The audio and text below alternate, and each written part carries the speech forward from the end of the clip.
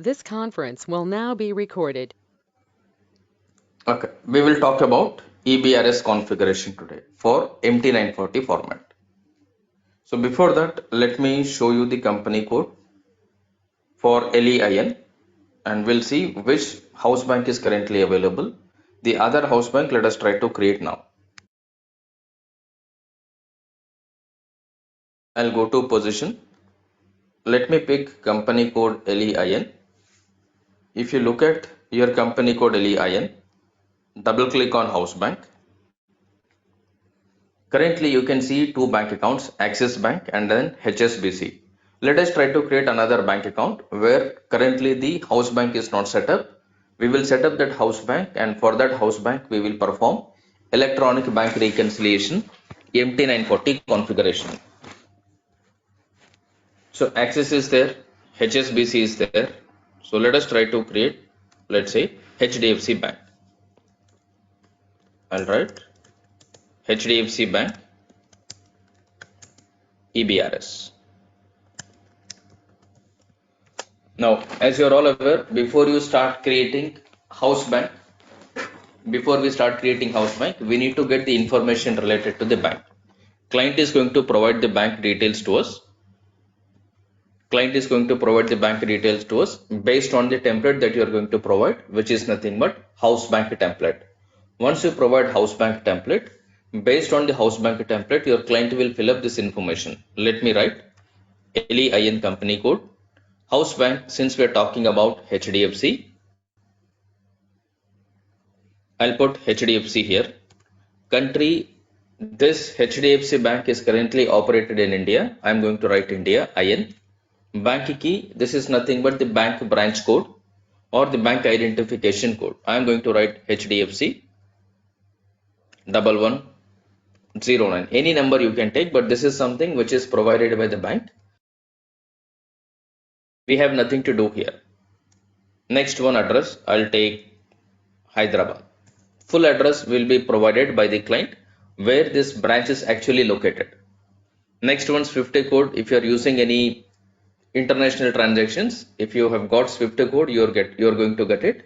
If it is not available, your client will not provide it, then you can leave it. This is not mandatory. Bank number, you can put same bank key as the bank number in general. Next one, account ID. This is your house bank account ID.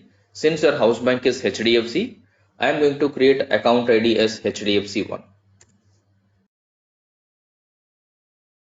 Next one, description, I'll write HDFC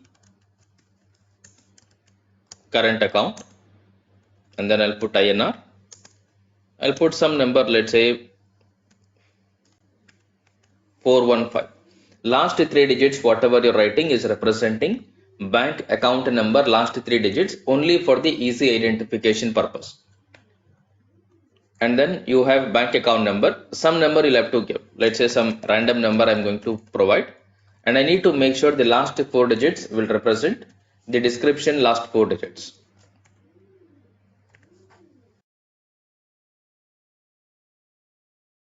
In the description you have given 415, make sure in the bank account number also last three digits will represent 415. Alternative account number currently not applicable. And then the currency, account currency is INR, GL account number. We need to make sure one GL account number will be allotted from the bank GL series. To see that, let us go to FS00. Open another screen. FS00. Company code is LEIN. Look at bank balances. Axis Bank accounts are available.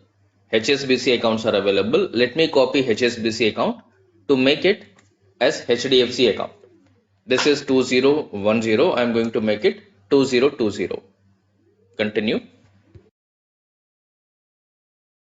It is telling this is already created. Let me take 2030. When I take 2030, I am going to change the description alone. Short text, I am going to make it as HDFC main account. Our account number is ending with 415. Put 415. Let us make sure if it is 415.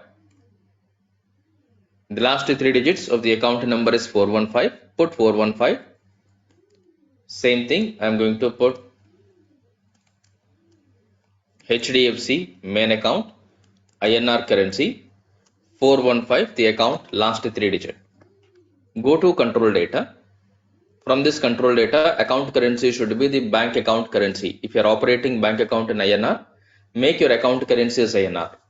Since this is bank main account, all the bank main accounts are non-open item management. You are not supposed to enable open item here. Then go to create bank interest. From the create bank interest, make sure field status group will be G005, in which bank value date becomes mandatory, and then proceed to save. Currently only the bank main GL account we have created. Let me copy this main GL account. I'll place this bank main GL account in the house bank template. In the house bank template, I am going to put the bank main GL account, assuming this information is what you are going to collect from your client in order to start your configuration related to banking. Without this information, you cannot begin your banking configuration. Once we have this information, now you need to start doing the configuration. To do the configuration, as you are all aware, in S4 HANA system, you have two things. One is house bank, two is account ID. House bank in S4 HANA system is configuration. This is configuration. Account ID is master data. In S4 in ECC system, these two are part of configuration, but in S4 HANA system, house bank is configuration, account ID is master data. Now let us create the house bank first. To create the house bank, FI12 is the transaction code. Let us go to SAP. This is the FI12 transaction code. Add a new entry here. Let me click on new entries. From this new entries, give the house bank. We assumed that our house bank will be HDFC. Bank country, in which country the bank is located? India. And bank key, what is the bank branch code or bank identification code? This is something called HDFC 1109. No manual intervention here. These are all provided by the bank. You cannot assume anything on your own. Every information will be provided by the client. Accordingly, you are going to set it up in SAP. Simply do copy. Go to SAP, paste this here, and after that click on this icon called create. Click on create icon. Here write the complete address of the bank. I am going to write HDFC Bank Limited, and when you're writing the complete details, you have to pay attention on the character, the capital letter, small letter. You have to be case sensitive, meaning if everything is capital letter, you put it. If not, don't put everything in capital letter. Don't put everything in small letter. Look at how the bank name is actually given. Accordingly, you'll have to give. Sometimes bank might reject, because if anything is not matching, there may be point of rejection at your UAT session, or certain transactions may be rejected by the bank. Next one, region. Open the drop down. Choose region as, since I'm going to choose this as Hyderabad, I'm going to make it as 36 Telangana. Street, I'm going to put Bank Street. City, I'm going to put it as Hyderabad. Branch, I'm going to put it as Madhapur branch. Same bank key I'm going to copy. I'll make bank key as bank number. Put this here. Click on continue. Proceed to save.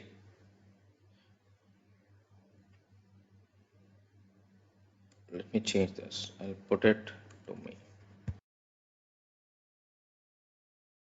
Continue here.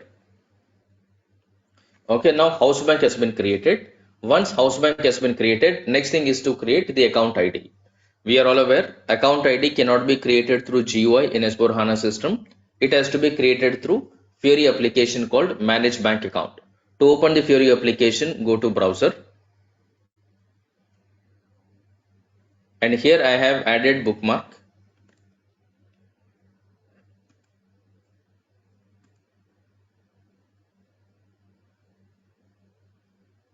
Click on bookmarks and then click on Manage Bank Accounts. Give permission to access this site. Continue. Give the ID password here. Same ID, same password of your SAP.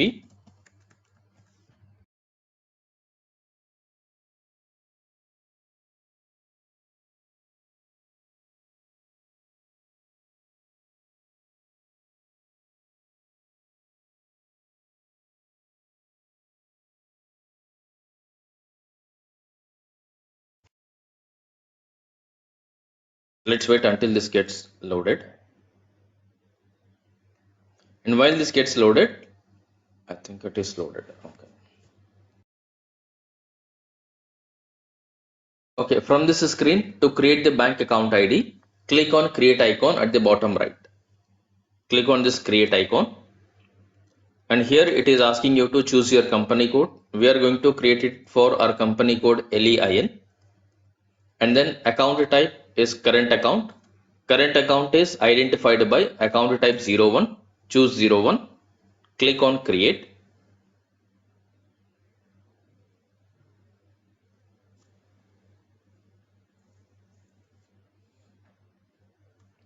And then put account description. This is something which is already updated in the Excel sheet. Copy from the Excel sheet. Go to Fury. Update this. Account number. Account number also is already here. Copy this account number. Update account number. Bank country is India. Bank key is also from your Excel sheet. HDFC 1109. Put this bank key.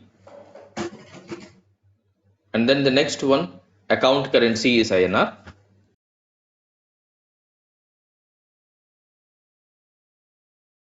After this, come down, or you can straight away go to house bank account connectivity. Remaining tabs are not relevant to us because those are related to treasury related or FSCM related functions. Here click on create icon, house bank account connectivity, click on create. You'll have to give the house bank account.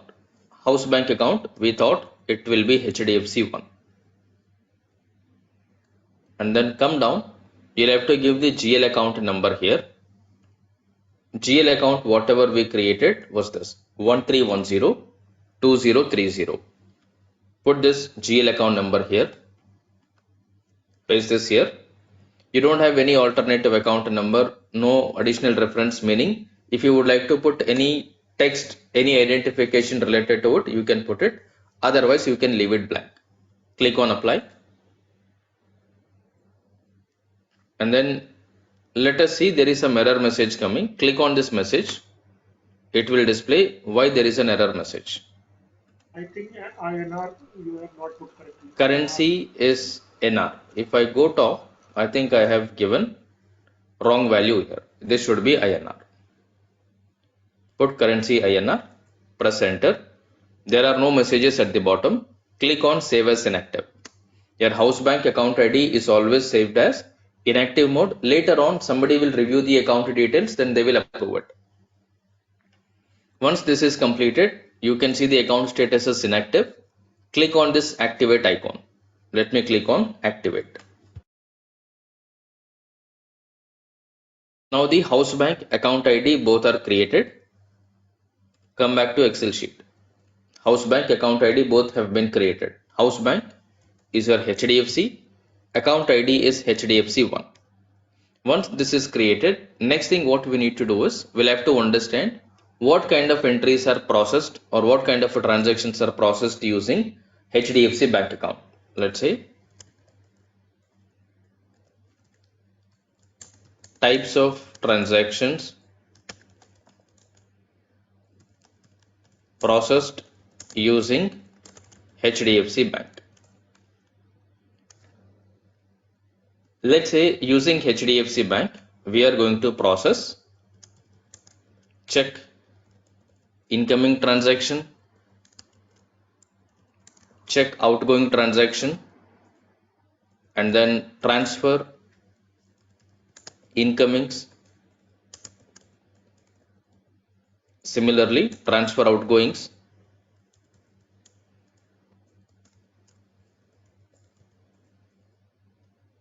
and then you'll have bank charges.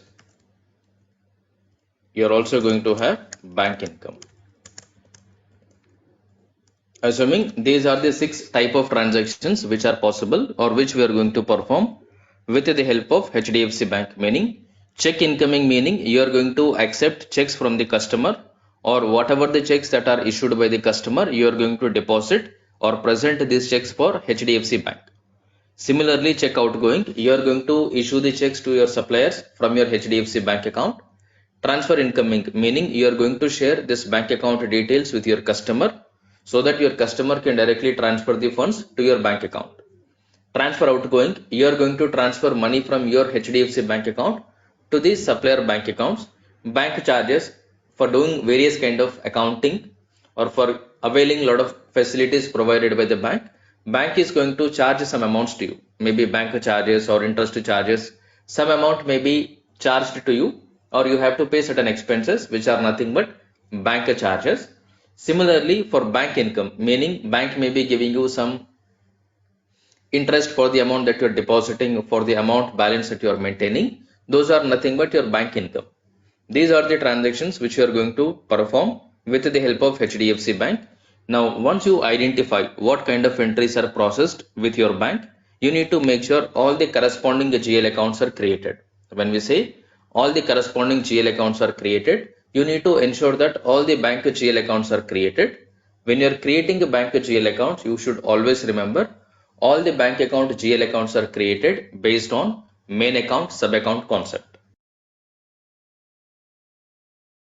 All the bank GL accounts are created based on main account sub account concept. According to main account sub account concept, main account should end with 0, sub account should end with 1 to 9 series, depending on the logic whatever is finalized. Let us look at our company code first. On what basis GL accounts are currently created? If you see this, here one account number is created ending with 1 for incoming, another account is created ending with 1 using outgoing. This is wrong way of GL account creation. These kind of mistakes we have to avoid when you're in a project. These kind of mistakes you have to avoid when you're in a project, because your understanding may be different, my understanding may be different, your client understanding may be different. Now, whenever you're working as a consultant, before you decide which GL account to be created, always go and look at the existing GL master data. Always go and look at the existing GL master data, how the current GL accounts are created, especially for your bank related GL account, because these are strictly created based on a logic. This logic is common across the client, across the group. At the group level, whatever the group that you're talking about, here we are talking about Lenovo group. Across the entire Lenovo group, the GL account logic should be the same. 0 should end for main account, 1 should end for incoming or outgoing. You'll have to decide at the beginning only. Later on, you cannot change. If you look at Axis Bank main account is ending with a 0. HSBC GL account is also ending with a 0. HDFC is also ending with a 0. ICICI Bank or Citibank is also ending with 0. This is fine. But when you look at the incoming GL account which is currently created, for Axis Bank, incoming account is created with 1. For HSBC Bank, incoming is created with 2. There is inconsistency. If this kind of inconsistency is found in the bank GL account, then everything will go for a toss, because most of the banking transactions will derive the bank GL account based on the account determination. Meaning, if you're talking about automatic payment program, if you're talking about bank reconciliation, you're going to declare the GL account in the configuration. From the configuration, GL account will be picked up, meaning this is nothing but account determination. If logic is not properly followed, your entries will go for a toss. If logic is not properly followed, your entries will go for a toss, because these configurations are maintained at company code level or at the chart of account level, in which there will be multiple bank accounts. When we say in which multiple bank accounts, you are not going to maintain this only for HDFC Bank, only for ICICI Bank, only for Citibank. You are going to maintain it for all the banks. When we are talking about all the banks, for any bank in your group, if I am talking about main account should end with 0 strictly. If I am talking about incoming, either 1 or 2, whatever you decide, it has to be the same digit for all the banks. in all the company codes. You cannot change the logic in between. When we say you cannot change the logic in between, it is strictly not allowed. So in this example, currently let us forget what is currently created, and we will go ahead with a logic called 1 for incoming, 2 for outgoing. There is no rule that you have to follow like this only. You can follow in any way. What I'll do, I'm going to first copy the main account, HDFC main account, 13102030. Let me write here. So if it is 13102030, I'm going to put 13102031. Similarly, 13102032, 13102033, 13102034. Let's say that these are the GL account logic which is finalized, meaning this logic is fixed across all the company codes in your group. Now any bank account, if you're talking about incoming account related to check, it has to be ending with 1. Outgoing account related to check, it has to end with 2. Transfer incoming account, it should end with 3. Transfer outgoing, it should end with 4. Strictly this logic will have to be followed. No way you will deviate this. Even when you're practicing, have a fixed logic in your mind. Don't play with different kind of things. One company code you create like this, another company code you create like this. Please don't do it. Because in both the company codes, you are the one who is working on it. Make sure at least while practicing, you follow same logic. When you're in a project, if they are created in a different way, that's a different story. But when you're practicing, don't deviate this. Next one, you have bank charges. When you're talking about bank charges, we need to be very specific. What kind of charges are currently charged by the bank? Bank charges are something which is bank is charging on you for providing the different kind of bank facilities to you.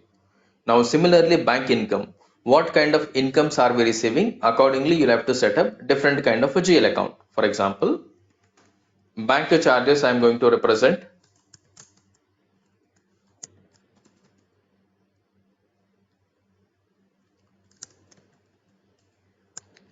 interest expenses and then commission expenses, brokerage expenses. Similarly, bank income. I'll say interest received,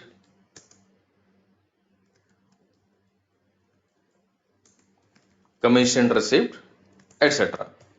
I'm writing two incomes, meaning you have to be very specific while talking to your client. Your client knows because they would have been analyzing the bank statement over a period of time for a particular bank. They know for what kind of facilities they are obtaining from the bank. When you are opening a bank account, bank will provide some facilities.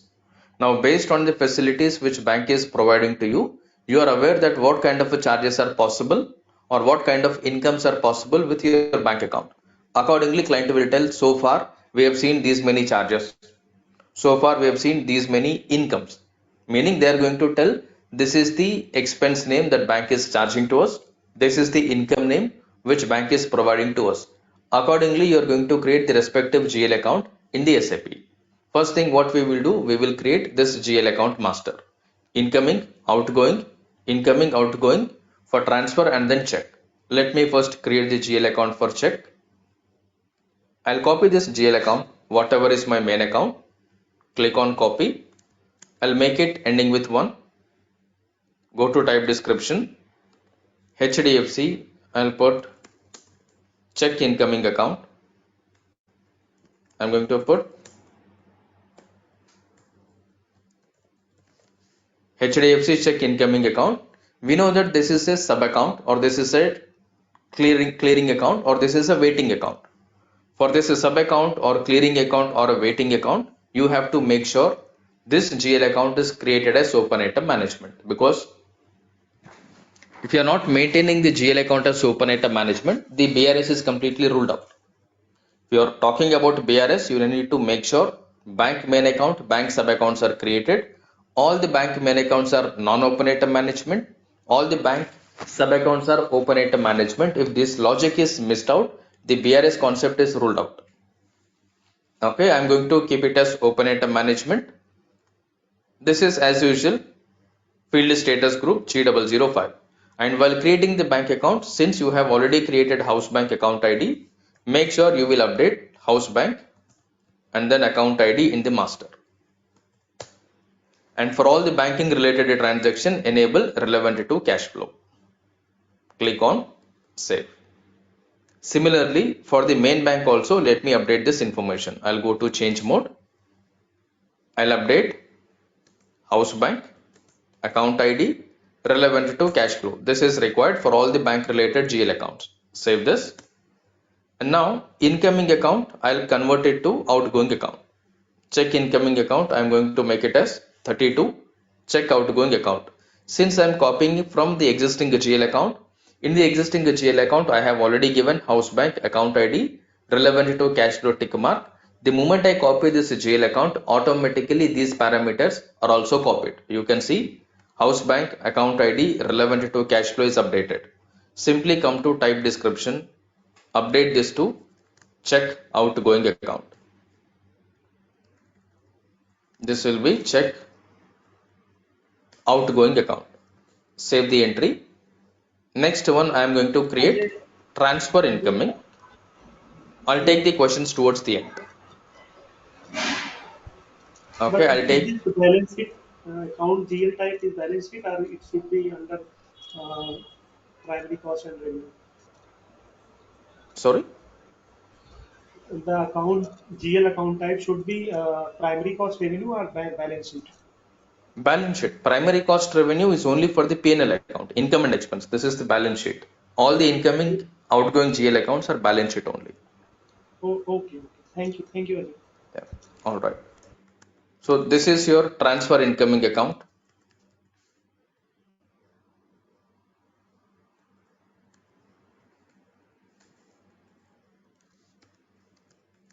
Then I'll put HDFC transfer incoming account. Account number ending with 3. Similarly, I'll copy ending with 3. I'll make it ending with 4. This will be transfer outgoing account.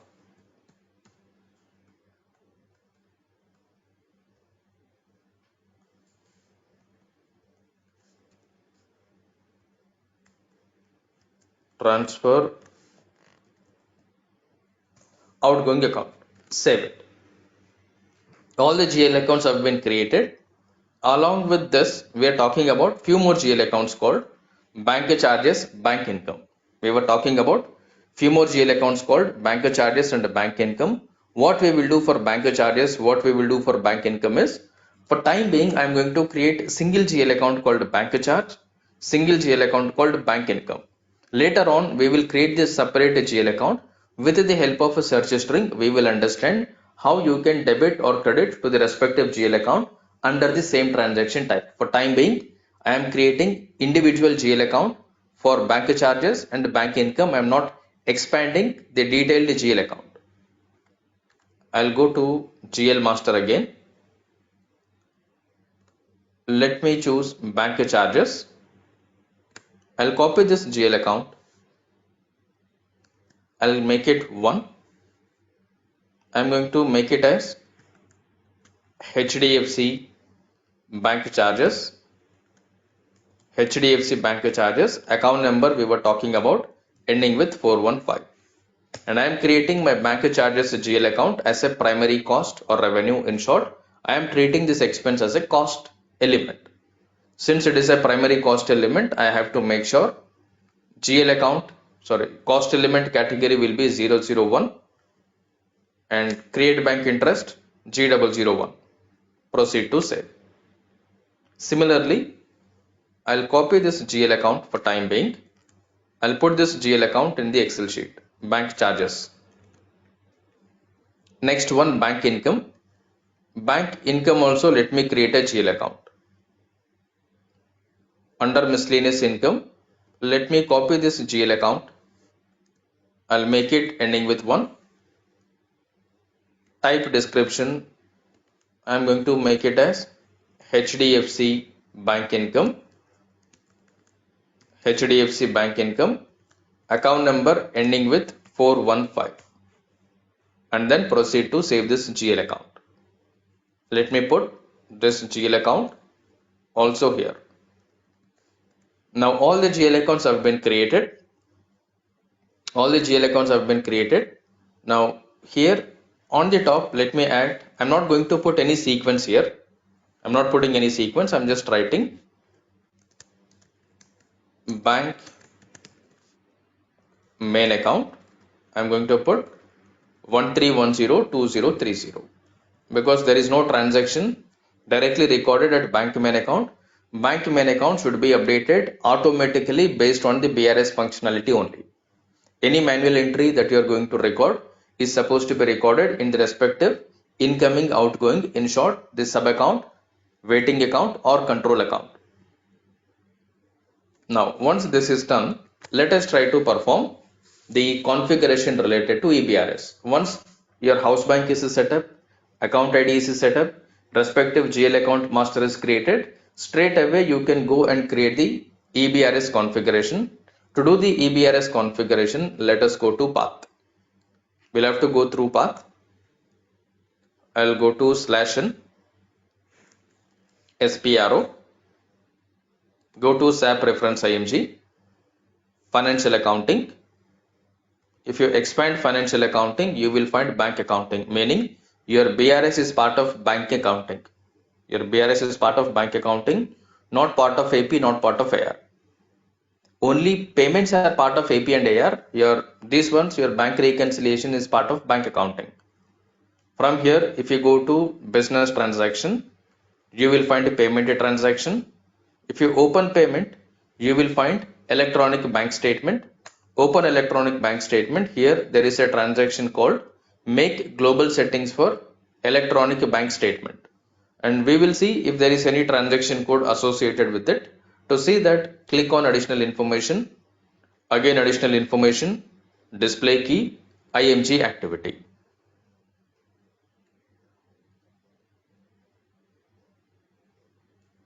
If you look at it, you don't find any transaction code here. If you look at it, you don't find any transaction code here, but this transaction code is represented with OT83. If you come to OT83, this is what you can open.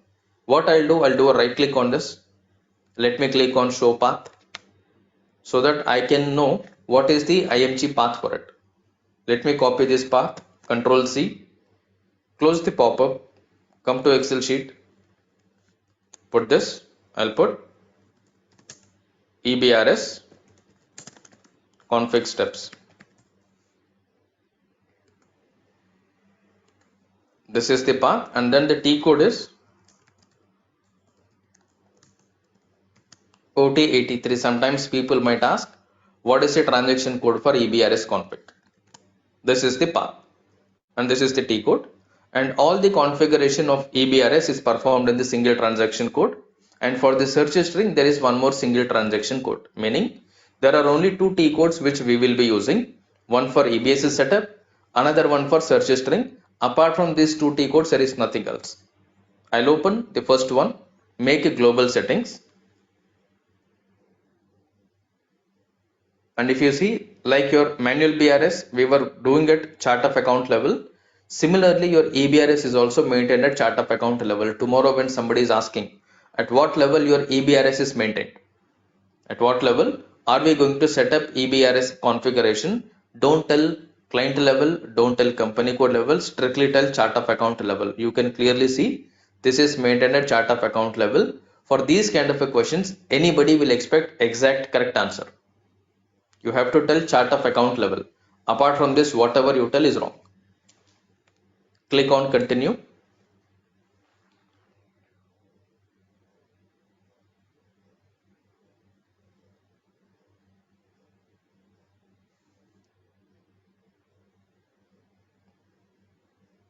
Now this screen appears.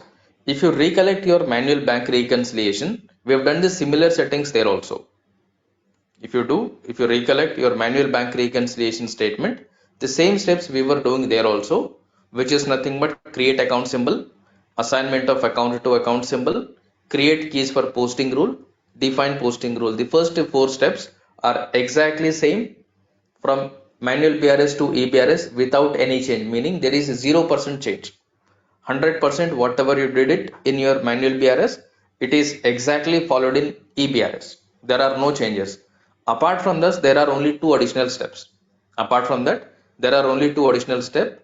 One is transaction type, another one is assignment of bank account to transaction type. Apart from these two, there is nothing else. Why you have to create a transaction type? Meaning there are two types of transaction type. Since we are at the key called transaction type, let me write here transaction types. One is your internal transaction types.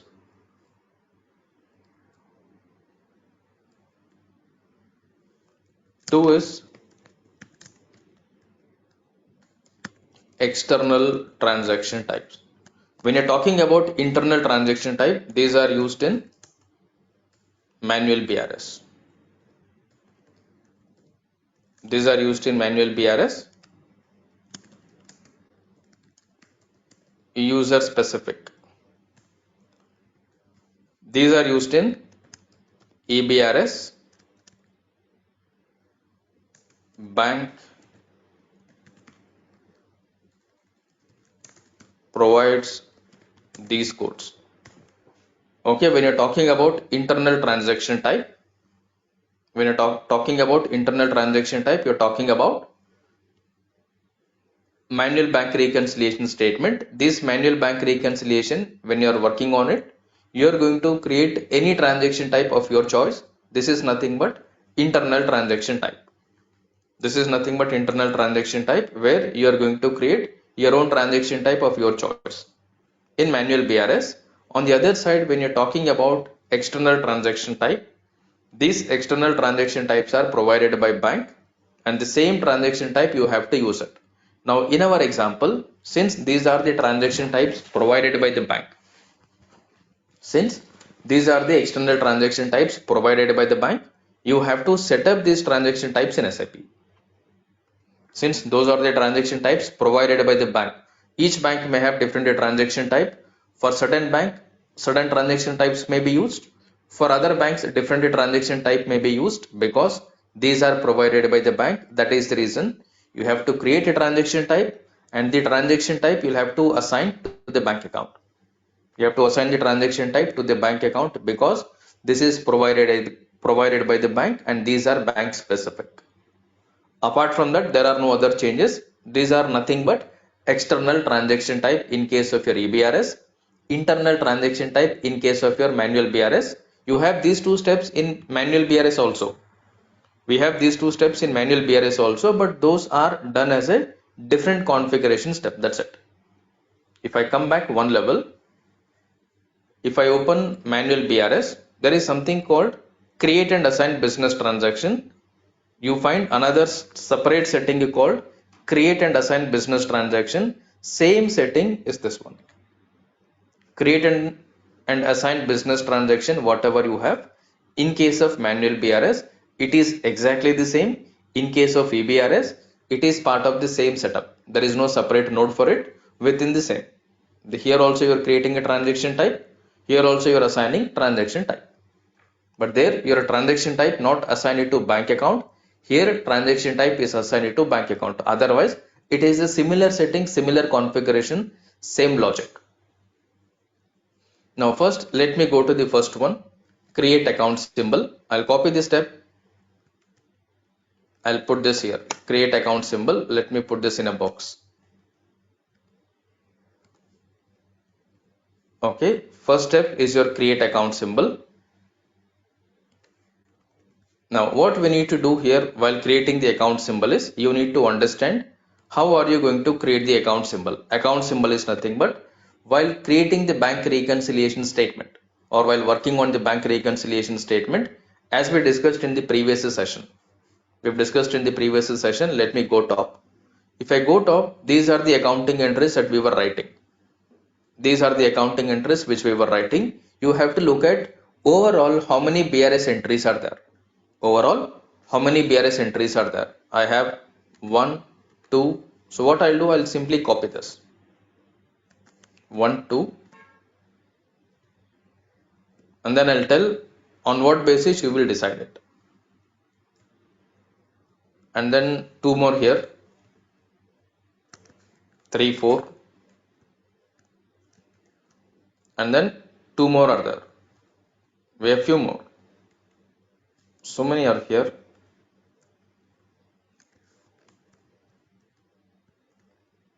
These entries.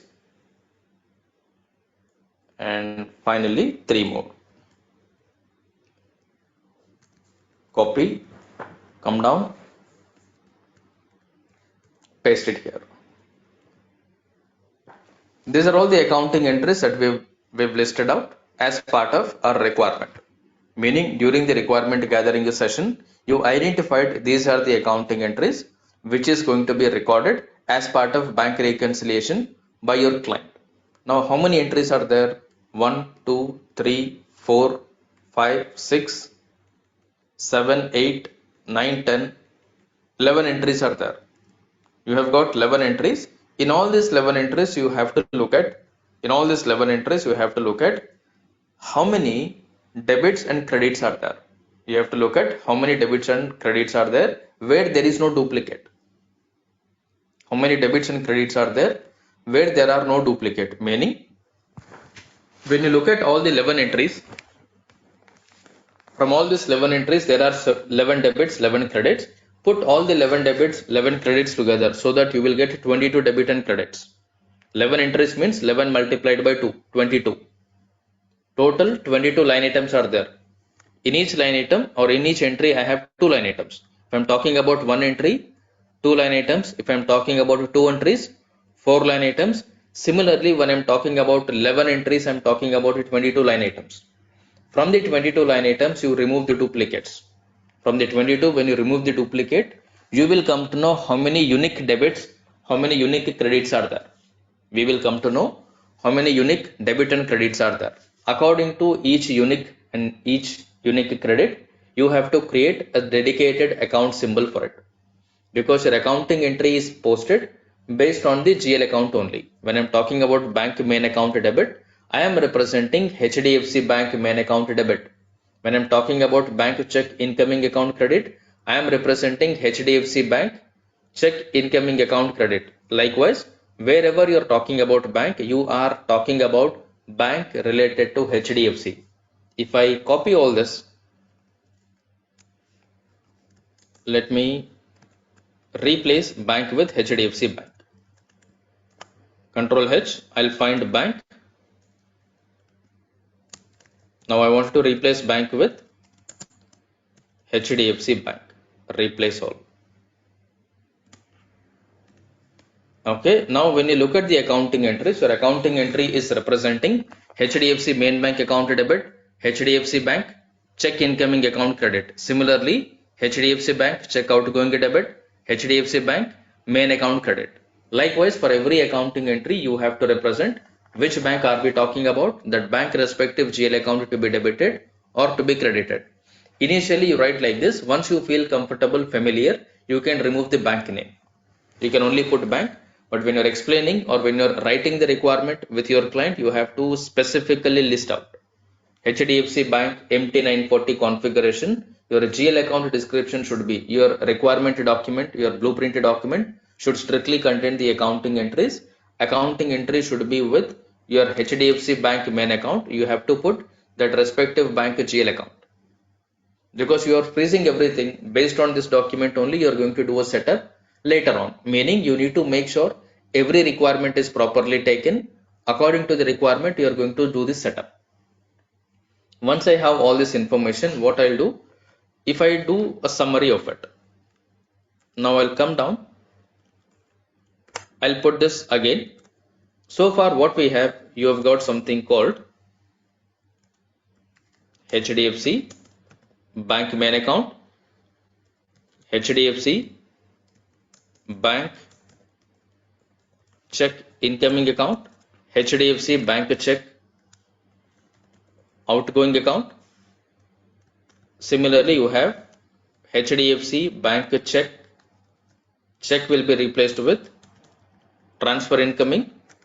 Similarly, I will replace check with transfer outgoing. And then you have got different kind of expenses related to HDFC. When we're talking about, we have got different kind of HDFC accounts, expense related and income related GL account. For time being, I am writing HDFC bank charges and then HDFC bank income. HDFC bank income, meaning we are not considering several expenses, we are not considering several incomes at this moment, because those incomes, those expenses we will be considering during our search string. Here you are taking only one expense, you are taking only one income as a common. Now these things will become your account symbol. These things will become your account symbol.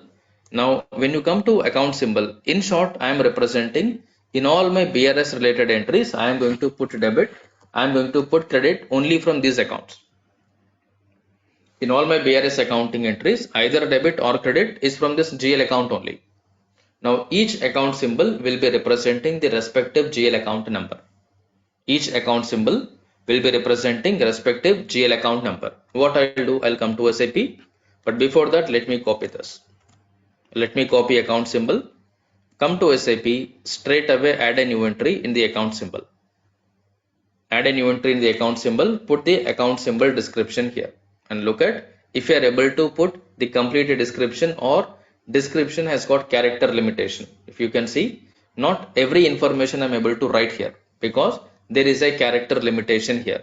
When there is a character limitation, what you do is you can put HDFC main, HDFC bank, check incoming I can put only IN, outgoing I can put only out, transfer I can only put TRF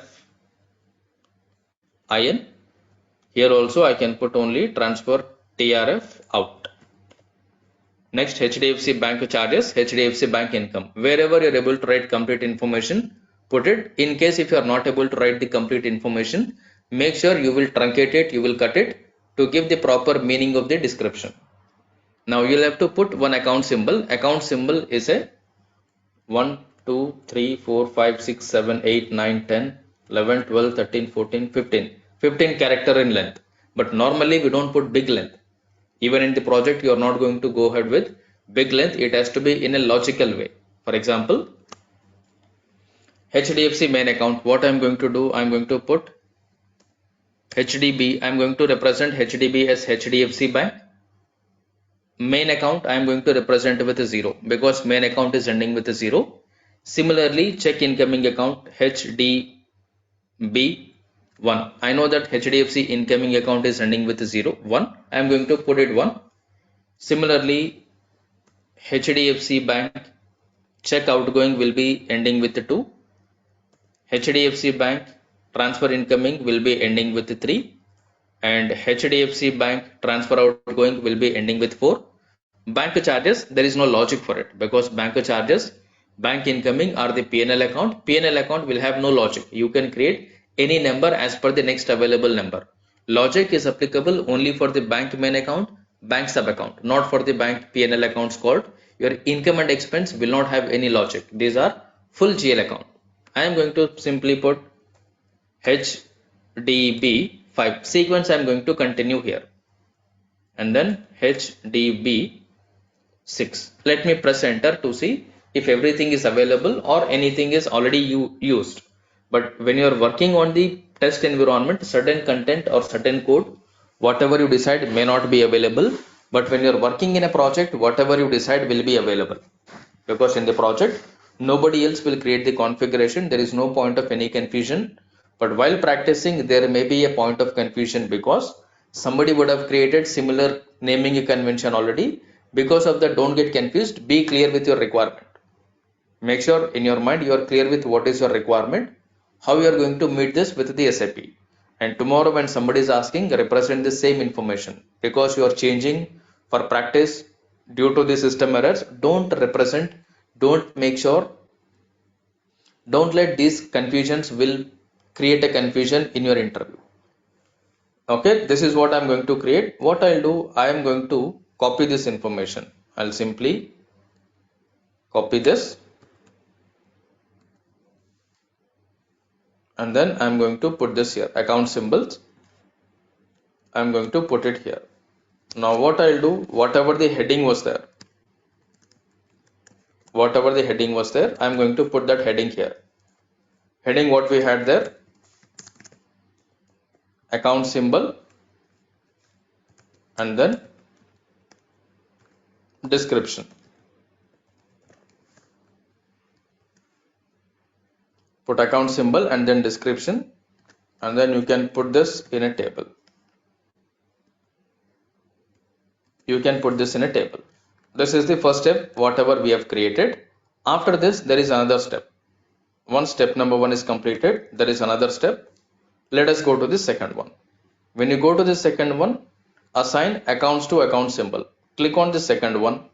When you click on the second one, if you look at it, there are certain configuration which is already coming. This configuration is coming because your BRS configuration for E-BRS is at chart of account level. When you're working on this requirement in the project tomorrow, don't get surprised.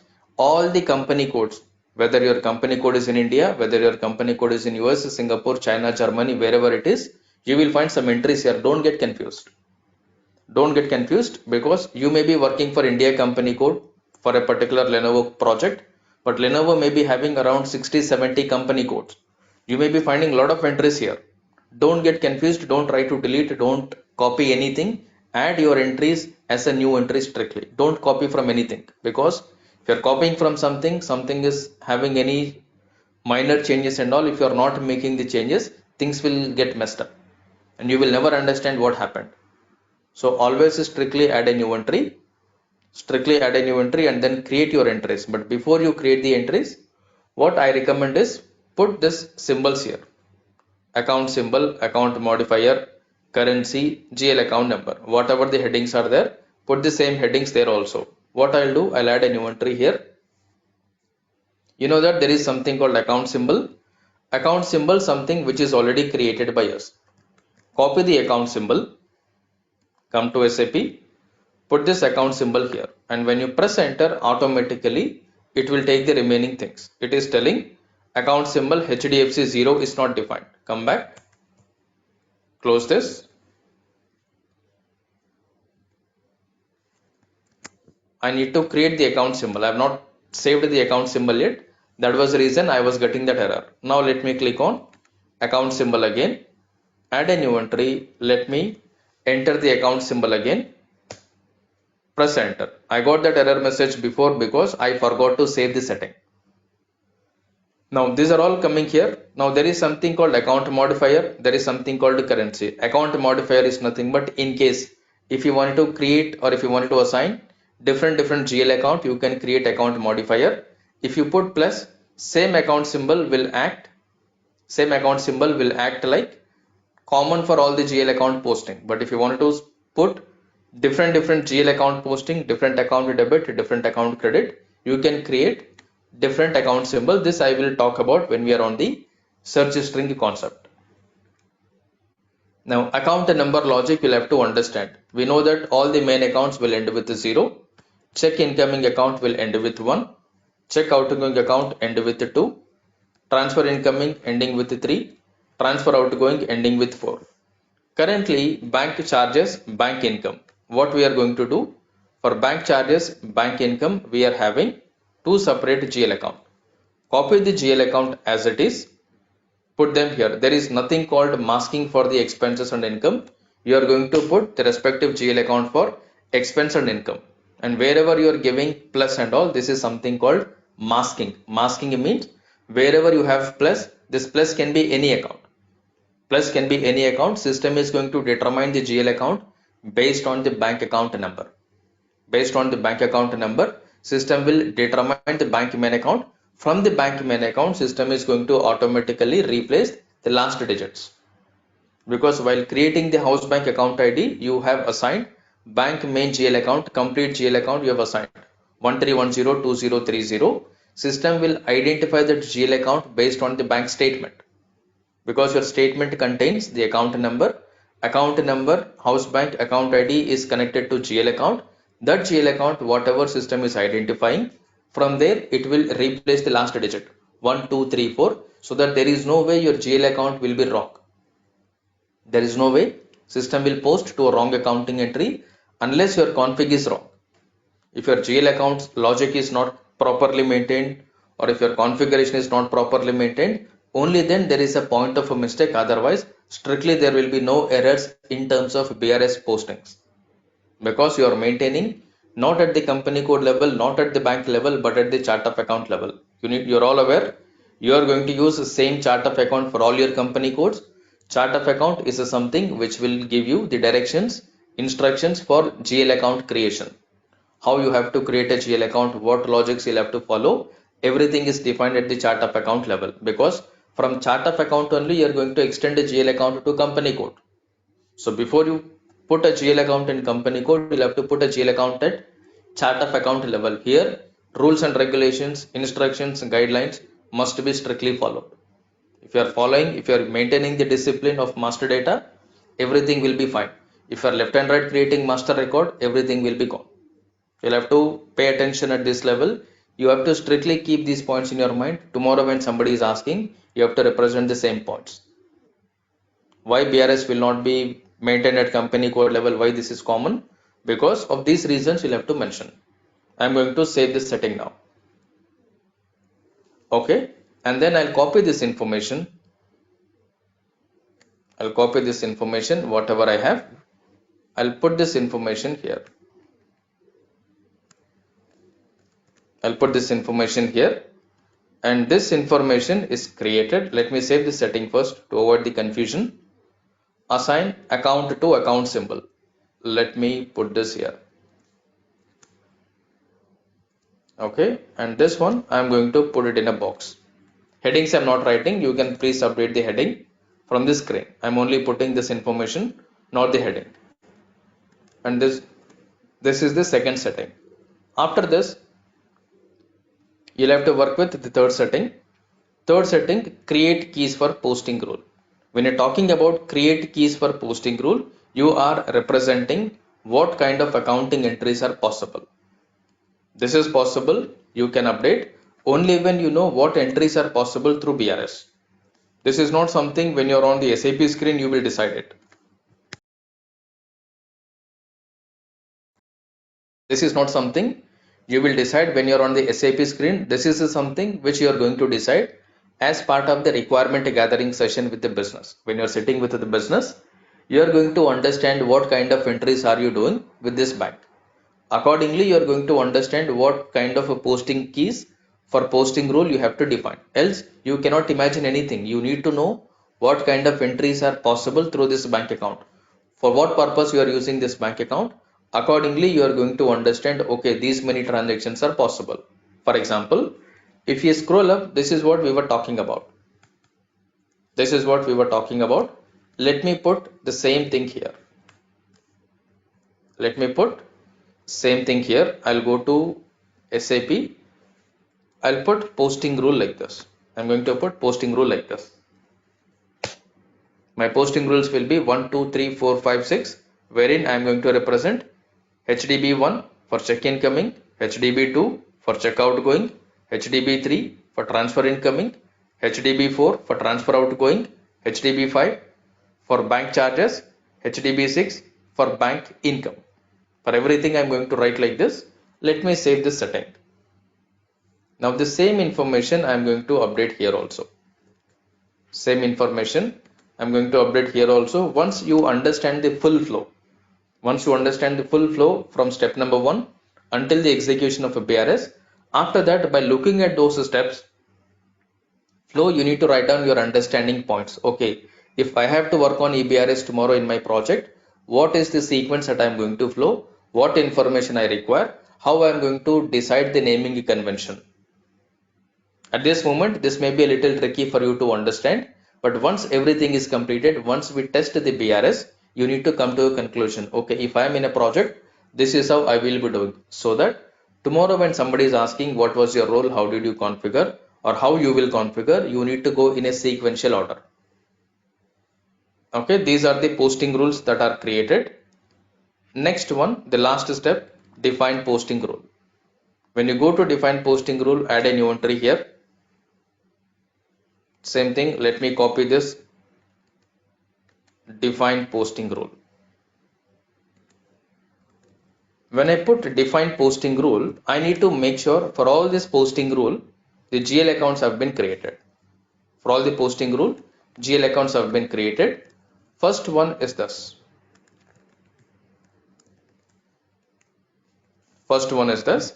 For this, I need to put debit and credit. Let me put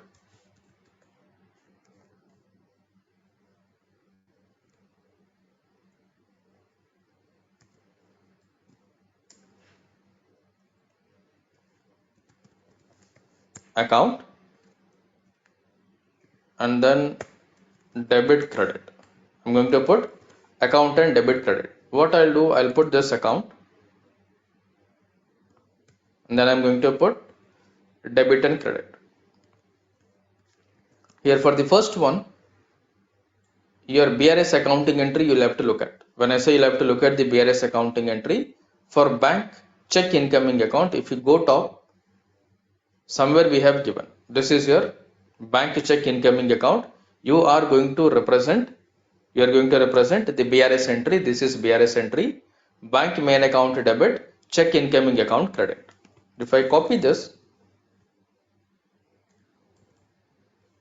for example, if I put this entry here, I'm not going to write this accounting entry here because SAP will not understand any description. For every account, you have created one account symbol. For every account, you created one account symbol. If you go down to the account symbol, bank main account, bank check incoming. These are the account symbols. These are the account symbols. Let me bring these account symbols here. Let me put this account symbols here. Now you have to replace the debit and credit according to this. Your debit is what? Bank main account. Debit is bank main account. Bank main account is HDB 0. You'll have to put HDB 0 here. Let me remove the box here. Bank main account is what? HDB 0. You'll have to put HDB 0. And bank check incoming account is HDB 1. Put HDB 1 here. And from here you need to identify what is the posting key for it. Debit credit is nothing but posting key. Whatever you have the main account, for the main account you should always give posting key. Debit means 40. And the other one, whatever you're talking about, the second one, which is the sub account, for bank sub account there will be no posting keys. It will be blank. For bank sub account there will be no posting key. It will be blank. Meaning for bank sub account you are not going to put any posting key. Reason, you want system to clear the bank sub account. You want system to clear the bank sub account. This is what you are going to use it. And then you also need to maintain document type. You have to also maintain document type. It will be strictly ZR.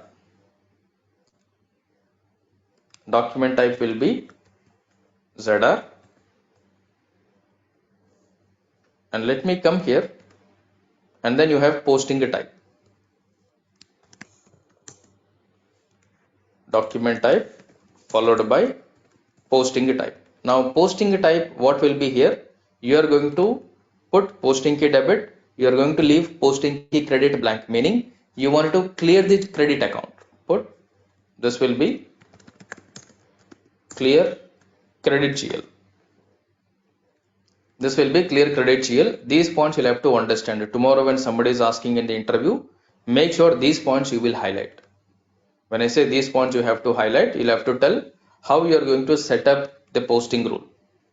You are going to set up the posting rule based on these fundamental. You are going to tell which account to be debited, which account to be credited. In short, debit GL account, credit GL account.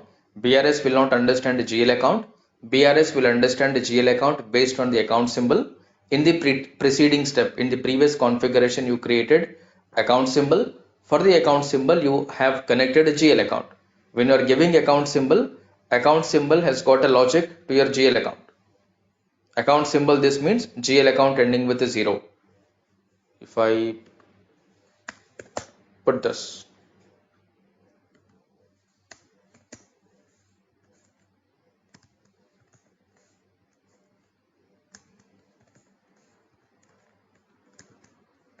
okay, account symbol, this means GL account ending with 0. These points you have to slowly understand. And these things is what you have to represent while convincing, while explaining to the other. During your configuration, you have to recollect all these things. You cannot assign GL account directly. Instead, you are going to assign account symbol. Account symbol is connected to GL account with this logic. And then while posting the posting keys, while defining the posting rule, you are going to represent account symbol here, debit and credit. You are going to put posting key. For in BRS, we have two types of entries, direct entries, clearing entry. If it is a direct entry, debit credit posting key will be given from our side. If it is a clearing entry, either debit or credit, only one posting key will be given.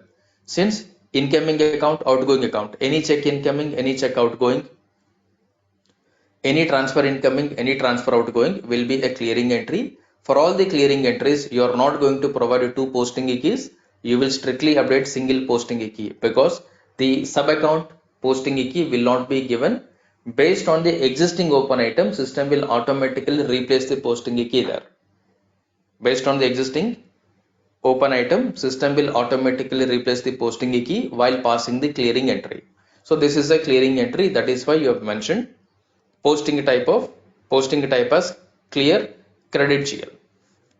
Like this, you'll have to set up posting keys for everything. I mean the posting rule for everything. I've updated only one. While you are practicing, you update the remaining one in the similar way. But now I'm updating only one. Remaining I'm going to maintain in the SAP directly. Now here the accounting entry for the first one. Accounting entry for the first one. Let me minimize this so that we can see this posting rule.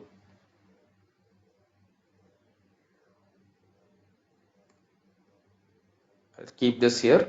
I'll move this a little right side so that we can see properly. I'll minimize this here.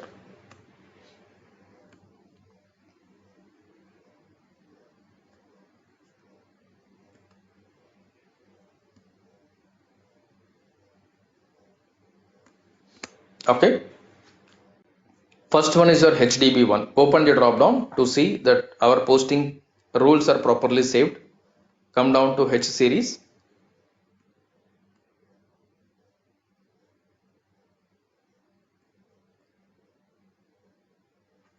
These are the rules that we have created. HDB1, HDB2, 3, 4, 5, 6. And these are the same thing that you can see here. First one, let me select check incoming. For check incoming, you are not going to read any customer account. You are not going to read any vendor account from here.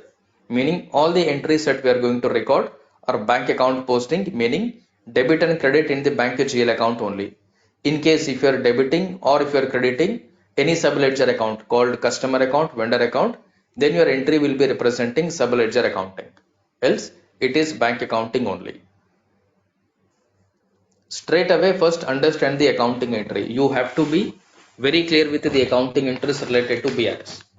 When I say you have to be very clear with BRS accounting entries, in case of check incoming account, your BRS accounting entry will be bank main account debit, check incoming account credit. Bank main account means what? HDB 0. I am going to put HDB 0. Similarly, check incoming means HDB 1. I am going to put HDB 1 here. Next one, you need to put posting key. For main account, input posting key ending with 0 is main account. I am going to put posting key 40. For sub account ending with 129, don't put any posting key.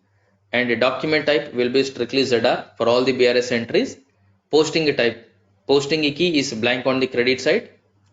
And your posting area is 1, GL account. Posting area is 1, bank accounting, meaning select clear GL account on the credit side. clear credit GL account. This will be your accounting entry. This will be the accounting entry for the first one, HDB1. Save the first entry and go to the next entry, HDB2. Same thing, area number 1. 2 is what? 2 is your check outgoing. For check outgoing, accounting entry will be check outgoing account debit, bank main account credit. So check outgoing account will be 2. Bank main account will be ending with 0. Wherever you have bank main account, put posting key. On the credit side, I am going to put posting key now. Debit side, I am going to leave it blank because on the debit side there is a sub account. Your document type will be ZR.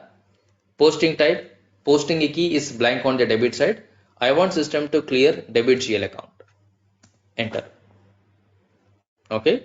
Then go to the third one, HDB3. Same thing, bank accounting. 3 is what? Transfer incoming. For transfer incoming, same thing. Main account will be debit. Transfer incoming will be credit. Transfer incoming is 3. Now wherever you see main account, put posting key. Main account is on the debit side. I'll put 40. Document type ZR. Credit side posting key is blank. Go to posting type. Choose clear credit GL account. That's it. Similarly, next one, HDB4, bank posting. HDB4 is what? Transfer outgoing account. For transfer outgoing account is on the debit side, bank main account is on the credit side. Same thing. Transfer outgoing is ending with 4. Bank main account is ending with 0.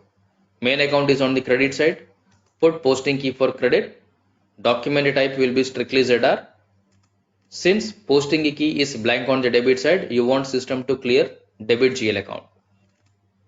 Clear debit account. And then the next one, if you look at HDB5, 5 is also bank accounting, and this is related to bank charges. Bank charges mean bank charges debit, bank main account credit. Bank charges is HDB5. Put HDB5 bank charges on the debit side. Bank main account is on the credit side, HDB0. Wherever you find bank main account, strictly put posting key. For all the PNL accounts, debit or credit, any PNL account that you find, strictly put posting key. Keep posting key 40 and document type will be ZR. Look at if there is any blank posting key. There is nothing blank in the posting key, meaning debit and credit you are only telling. In short, this is a direct entry. Why this is a direct entry? Because debit and credit you have given. There is nothing open here. If either posting key is blank or account symbol is blank, then you are going to tell this is not a direct entry, this is a clearing entry. Since posting keys and account symbols completely filled up, you have told the system what to put on the debit, what to put on the credit side, what is posting key for debit, what is posting key for credit. There is nothing system to assume. Everything is already given.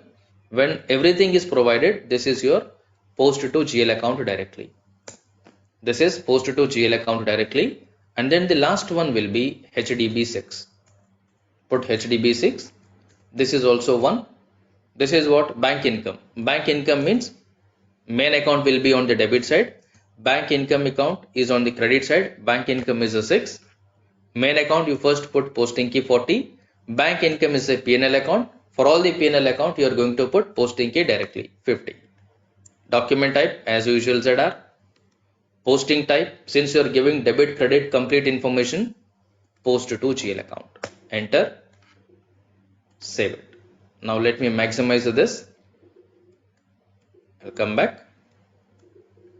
Now if I come back one level, let's see all the posting rules, whatever we have defined in one shot.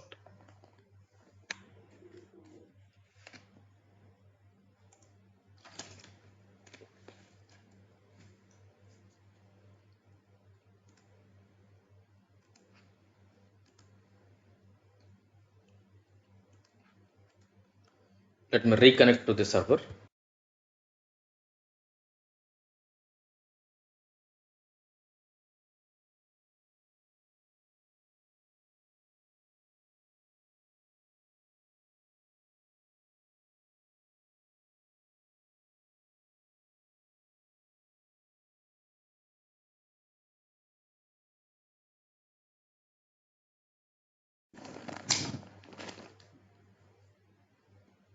1 minute. Connection is lost with the server. Let me reconnect.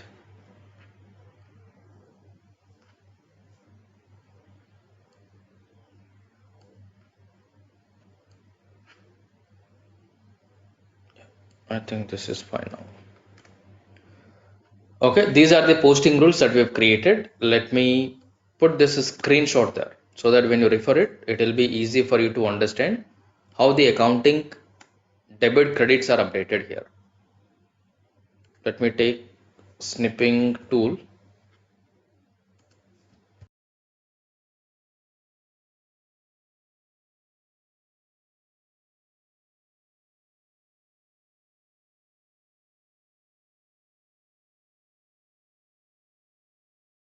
These are the posting rules that I am updating here. Okay, let me save the setting. All the entries have been saved. After this, there is something called create a transaction type. After this, there is something called create a transaction type. Let me come down to Excel. Create transaction type. Now under create a transaction type, you'll have to add a new entry related to the bank MT940, whatever the format that you're talking about. Let me add a new entry here. I'm talking about HDFC. I'll put HDFC underscore MT940, whatever the code that you would like to put, you put. This is again character limitation. I'll put HDFC underscore 940. I'll put HDFC Bank MT940, or in the description I'll put LEIN so that we know that this is our company code. Press enter. Save it. These are created. Next thing, select this transaction type, double click on assign external transaction types to posting rule. Okay, under this transaction type MT940 for HDFC, you are assigning external transaction type. Add a new entry. Now when you're talking about external transaction type, you are talking about how the bank is identifying check transaction, how bank is identifying your transfer transaction, how bank is identifying your expenses, how bank is identifying your income. Accordingly, you need to set it up. This is something that you are going to identify by looking at MT940 format. When I say by looking at MT940 format, you need to copy paste 1 month MT940 transactions into an Excel sheet, filter with tag 61, identify how many transaction types are there which are beginning from N. Accordingly, you have to do a little workout to make sure that okay, I am able to understand there are 5 entries, there are 10 entries, there are 12 entries. Accordingly, you have to segregate. For example, I am going to put another setting here, assignment of this. Here I am going to write NCHK all check debits and credits. I'm going to write NCHK. NCHK is representing all check debits and all check credits. Similarly, let me put NTRF. This will be all transfer debits and credits. And I'll put NCHG. I'm representing all bank charges, and NMSC all bank incomes. This is what we are going to represent, meaning for time being we are going to represent only the 4 transaction type. These transaction types are nothing but external transaction type. These are nothing but external transaction type. And similarly, when you're talking about these external transaction type, every transaction type contains plus and minus, because you're talking about debit and credit here. You're talking about debit and credit, meaning you're going to represent NCHK debit, NCHK credit, NTRF debit, NTRF credit. NCHG will always be one side only. Your expenses are majoritarily one side. In case if bank is giving any credit side also, then you need to set it up twice. Otherwise, it is one time only. Majoritarily for all the charges, for all the income, it is a one side. But for all the incomes, for all the incoming, for all the outgoing, it will be two side, plus and minus, in short, debit and credit. What you are going to do here, you have to come to SAP, update the transaction type. First one you're talking about check. I'm going to talk about NCHK. I put NCHK twice. Why I'm writing NCHK twice? Because you're writing check related incoming, check related outgoing, meaning check deposit, check issue, any transaction related to check will be represented in the bank with the help of NCHK. There are two possibilities. Your check may be positive value, your check may be negative value. When you're talking about check may be positive value, when you're talking about check may be negative value, do not read from the debit credit perspective. Always read from plus minus perspective. If you see, nowhere there is a debit credit line here. On the entire SAP screen of this particular setup, there is nowhere debit credit, meaning according to BRS, there is no debit credit logic. Instead, it is plus minus logic, meaning positive negative or increase decrease logic. Look at the NCHK plus. Any check is increasing your bank account balance, or any check minus means any check decreasing your bank account balance. Check will increase your bank account balance if you deposit it. Check will increase the bank account balance when you deposit it. Check will decrease the bank account balance when you issue it. Meaning customer check will increase the bank account balance, vendor check will decrease the bank account balance. Now here we have given posting rules here. What posting rules we have given? For check incoming account, it is HDB1. Copy HDB1, put this here. Similarly, NCHK minus means check issue. Check issues means check outgoing. Copy this, put this here. Plus means increasing, minus means decreasing. Increase when you receive a check, decrease when you issue a check. This is what I have given. Now I wanted to identify, I want system to match off my incoming check transaction, outgoing check transaction with the help of an algorithm. With the help of an algorithm, meaning I want system to interpret and then identify the open transaction in the check incoming account, identify the open transaction in the check outgoing account. Majoritarily for check we will be using assignment column. Let me use assignment column. You can use different columns here, but you need to make sure you understand the logic behind it. You have to do a thorough testing if you want to use anything in your project. For us to feel comfortable, get the logic clearly understood, I'm using standard ones which are supposed to be known for everybody, which is your 15 assignment column. For this one also I am going to use assignment column. With this, what we are trying to understand, you are trying to understand any check transaction that is initiated. You need to make sure check number must be represented, check number must be maintained in the assignment column of the accounting document. Put this, click on save. Check related entries are updated. Next one, what you have, transfer. For transfer, we were talking about NTRF. Let me put NTRF here. NTRF here also. Transfer also is of two types. Transfer can increase your account balance. Transfer can decrease your account balance. If transfer is increasing the account balance, it is plus. If transfer is decreasing account balance, it is minus. If transfer is decreasing the account balance, it is minus. Now for that, transfer incoming you have given HDB1 3, outgoing you have given 4. I am going to put 3 here. I am going to put 4 here. I am going to put 3 for transfer incoming. I am going to put 4 for transfer outgoing. Now same thing. How do you want to identify the transfer? You can either choose document number, you can either choose payment document number, reference number, anything.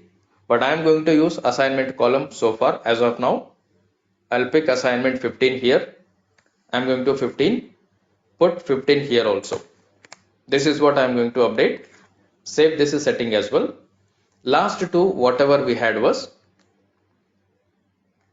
income and expenses. For income and expense, it is 5 and 6. So first what I'll do, I'll put this 5 and 6. Okay, for all the expenses, we were talking about NCHG. For all the expenses, we were talking about NCHG. For all the income, we were talking about NMSE, and your expenses will decrease the bank account balance and your income will increase the bank account balance. NCHG, NMSE, if I come down, this is what it is. NCHG, NMSE, this is what is updated. Press enter. Since miscellaneous income and then the bank charges, during the posting we have given the system debit and credit. There is nothing system to interpret. Accounting entry completely provided here. Wherever you have given debit credit complete information, no interpretation algorithm. Interpretation means something is missing. You want system to interpret and then do it. When you give debit credit completely, there is no point of any interpretation. So it will be no interpretation. Proceed to save. I'll put this screenshot and paste it there.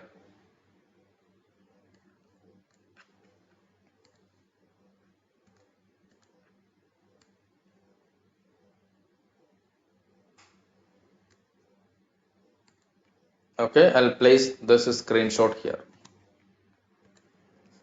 And after this, there are few more entries to be done.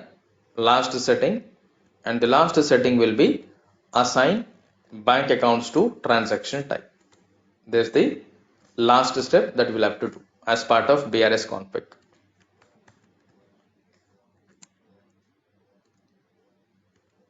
This is saved. If I go to the last one, you'll have to add a new entry here.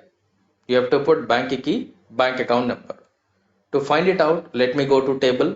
I'll go to /n SE16N, open T012K table. Open T012K table, input your company code LEIN, execute. We were talking about HDFC Bank. Look at this HDFC Bank, or if you want, copy house bank HDFC, pass it in the input criteria HDFC, and then execute. So that you will get only one. You are talking about bank account and then bank key. Only bank account is here. Bank key you cannot see here. Let me copy bank account number from here. I'll put bank account number. Bank key also you require. Bank key will come from T012. Same thing, company code, house bank HDFC, execute. This is your bank key. You need to be very careful while doing the assignment. Small mistake, typo error whatsoever will not allow your BRS to work. Don't type manually, always look at from the table what is created, accordingly you update. Next one, transaction type is something which we've set up.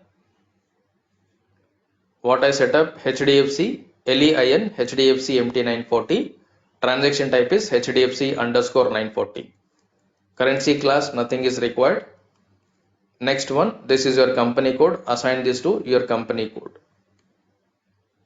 Our company code is LEIN, put LEIN, and then you can save this.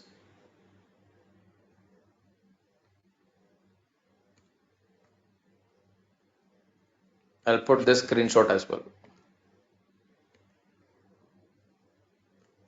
This information, you put this here.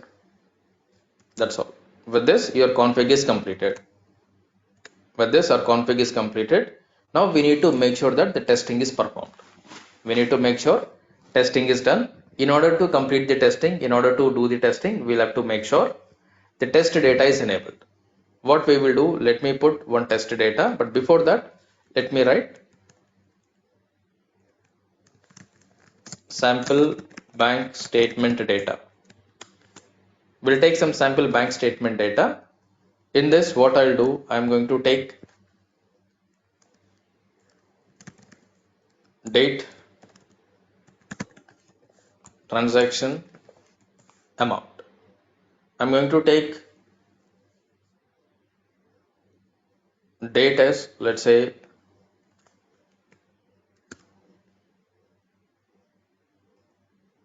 01 June 2024. Okay, I'm going to write this as opening balance. Amount, let me say somewhere around, or amount I'll put 0. I'll say that there is no opening balance.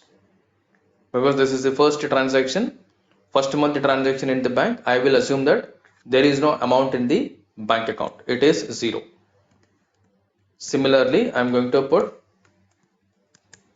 on 2nd June, check number 552356 issued to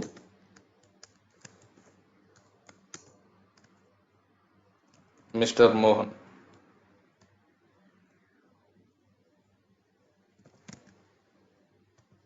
Amount, let me say 25,000. We are talking about check issued, it will be this. But before this, what I'll do, I'll put one more enter, because when you do not have money, you cannot issue a check straight away. On 2nd only, let me put transfer, let's say UT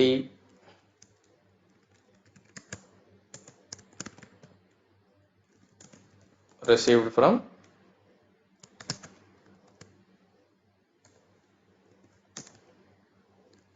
Mr. Ram. I'll put somewhere around 80,000. Okay, initially we are assuming that you received 80,000 and then you issued 25,000 from it. Let me put this NTRF plus, and this one I'm going to put NCHK, so that we know what we are writing. This is minus.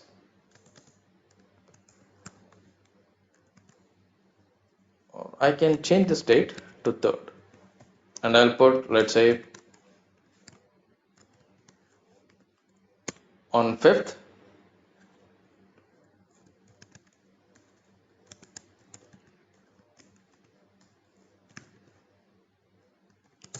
transfer, I'll say FT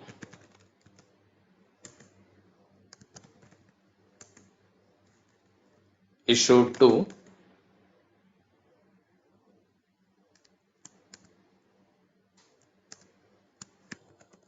Nestle Limited. Any number I'm writing, I'll put 22,500. Since this is issue, it has to be negative. So here I'm writing NTRF, it should be minus. Similarly, on 8th I'll take. On 8th, if I say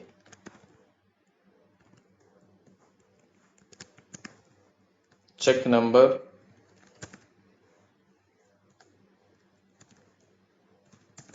received from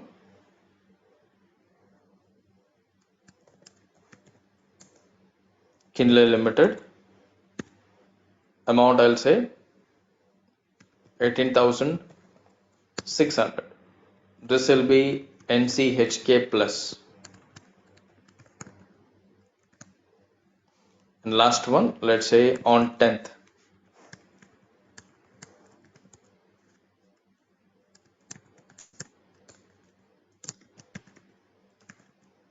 Bank charges of 1,200. This will be your NCHG minus. And on 12th I'll put, let's say, bank income somewhere around 2,100. This will be NMSC plus. This is the interest that I'm going to write. Now, as on today, for example, if I'm executing BRS today, on 17th, if I look at my closing balance,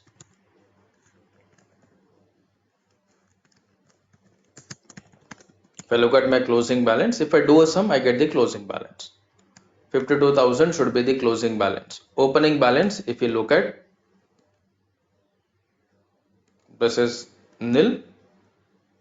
Closing balance, if you look at, this is 52,000. Okay, this is your closing balance. This is your opening balance. And these are the transactions. You have the opening balance, you have the closing balance, you also have the transaction According to this, when you prepare or when you upload the bank statement, we need to ensure that the entries are ready for posting. But before we start the file preparation, statement preparation, let me record the entries first. To record the accounting entries, let me go to SAP. I'll put FB50. Okay, the first entry that I'm talking about is 2nd June. I'm going to put 2nd June date here.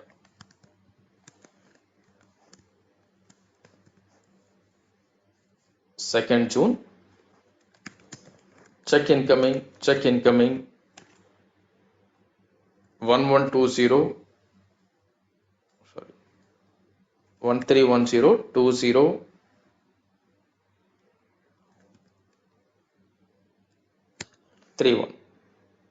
HDFC check incoming account should be debit. Credit, I can take anything. Let's say 3 series any GL account,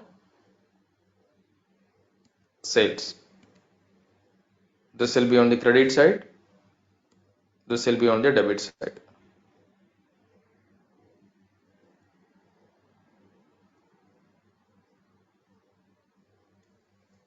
And the first one will be of 80,000. I'll put 80,000 here, 80,000 here. Make sure value date I'll put 2nd, something in the text. And you should know how to create the test data to execute the scenarios.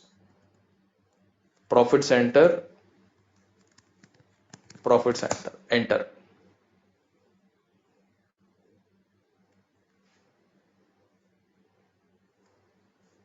Profit center is not permitted. We'll have to see why this is not permitted. Maybe GL account field status, whatever we are assigning, may not be correct. 1310 HDFC incoming.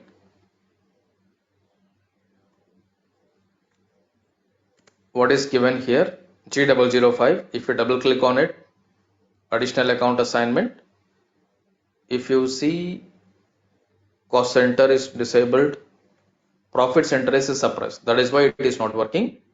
What I'll do, I'll go to FS00, sorry,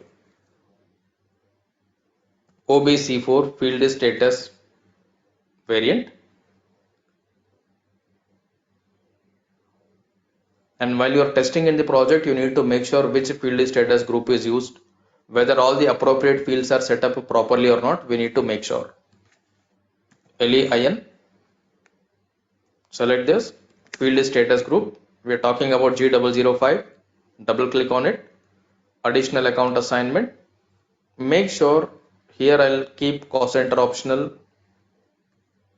And the next thing that we require is profit center optional. Save it.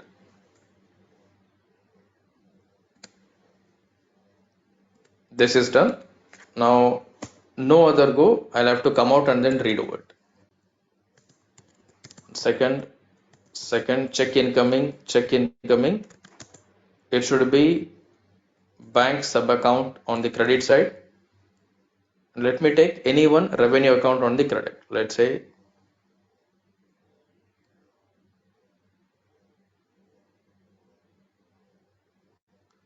we don't have much incomes here. So what I'll put, I'm going to put sales only. So this should be on the debit side. This should be on the credit side.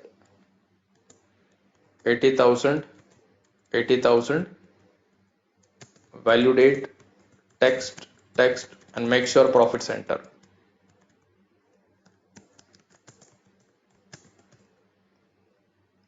Seems to be okay. Let us simulate the entry. Check incoming is on the debit side. We are only concerned about our bank sub accounts. The offsetting account can be anything for us to post the entry. So don't look at whether the offsetting entry is right, wrong. Don't look at that at this moment, because we are posting it only for the testing purpose. We need one offsetting. I'm writing any one offsetting account. Click on save. There is a mistake that I did. I forgot to update the check number here. Sorry, the transfer number. 80,000 is what is transfer. So I need to update it. I'll go to header. I'll put transfer, and on the line item in the assignment column, I need to make sure this number is updated. This number is updated. Put this number in the assignment. Okay, and then save it, Ajay, because this is the base for our clearing. Ajay, sorry. Hello. Yeah. Yes. Yesterday you put that alphabetical number that is creating the error, no, Ajay. Without that UTR, you have to mention number only, no, Ajay. Yesterday Radhika configured that error came. Don't put that numeric, No, that only is fine. That is fine. That is because of the statement was created incorrectly. There's a mismatch. I'm yet to create the empty 940 statement. When I create the empty 940 statement, I'll put right figure, whatever is updated here. Okay, okay. Okay. Yeah. Sir, here we have debited check incoming returns and that transfer we have given the reference. Sorry. So we have debited check incoming The, account, sir. We have debited it. the assignment field should be with transfer number, sir. You have given the check number. Used wrong GL account. One sec. Yes, sir. Not the GL, sir. Assignment field. Yeah. Okay. Correct. So what I'll do, this is transfer. So let me swap it. Or otherwise, what I'll do,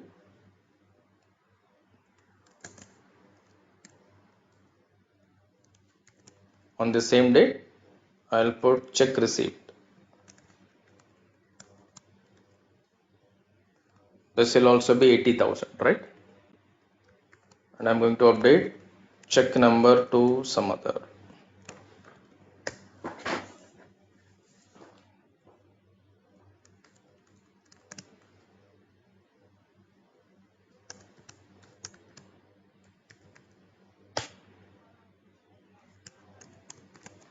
Okay. Now what I need to do, I need to put check number there. Let me put, I'm updating this because I have created wrong entry here. Entry is wrong. So I added another transaction. Check number I'm updating here. In the header also I'm going to put check incoming. Let me save it. Is this entry correct now? Check incoming Yes, sir. Correct. 80,077,6288. Okay, this is what we updated now. Now, according to this, our closing balance is revised to 1,32,000. Now, let me update the first entry. What I'll do, I'll come back. On the same date, this will be transfer incoming. For transfer incoming, it should be ending with 3. And then same revenue account, debit, credit, I'm going to take same amount, 80,000, 80,000. And I'm going to take assignment, this UTR number, this number, value date same. Just look at my entry. If I go somewhere wrong, let me know. Profit center and then profit center. Simulate. This is your transfer incoming, 80,000, UTR number is updated. Save it. Second entry has also been processed. Now the third entry is your check issued for 25,000. This is on what date? This is on 3rd. Let me take this entry on 3rd.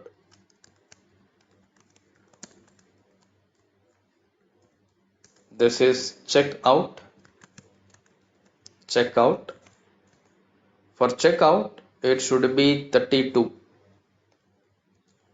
And then I'll take one expense account. Other expenses. Credit, expense debit, Amount will be 25,000. I'll take 25,000.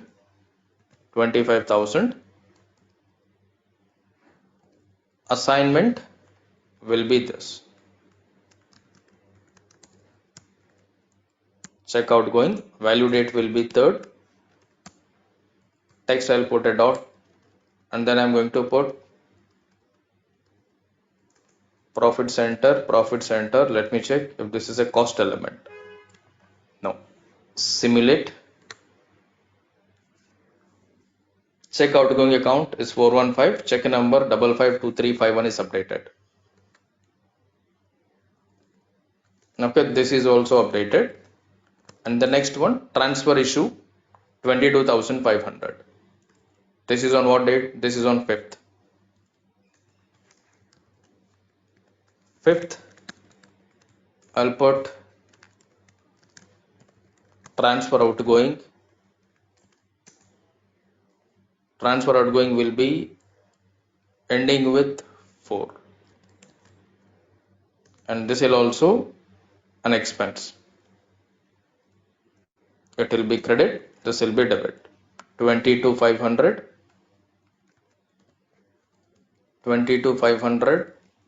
And for this, it will be FT. Value date I'll take on 5th. Text I'll put it up.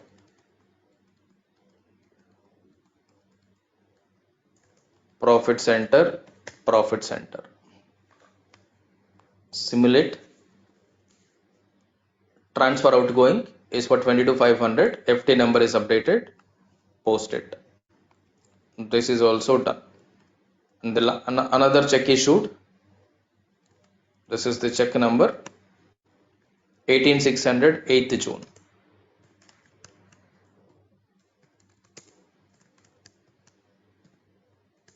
This is check incoming.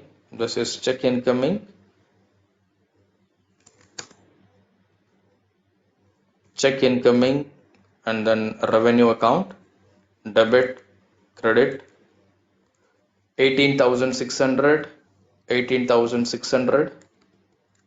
Assignment, value date is 8th. Text, put a dot, and then profit center.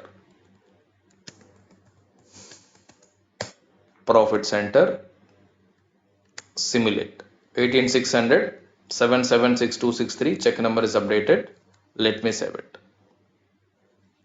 Now all the entries have been updated. Last two are your bank income and bank expenses. These are not clearing entries, these are direct posting. For direct posting, there is no initial entry, it's a direct BRS entry. Okay, what I'll do here, we will now prepare the test format, or we will now prepare the test bank statement. For preparing the test bank statement, let me take one format. I'll come here, and let me edit the font size.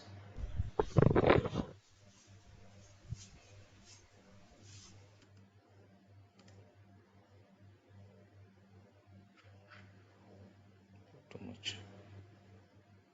Format, font. Ajay, can you give the overview of this file also? What tag is used for which purpose and all? Yes.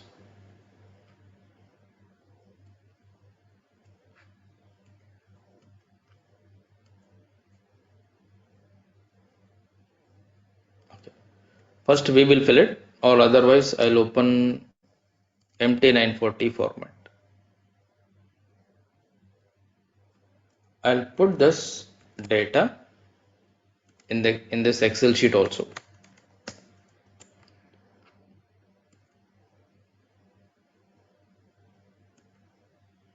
One sec. Stop.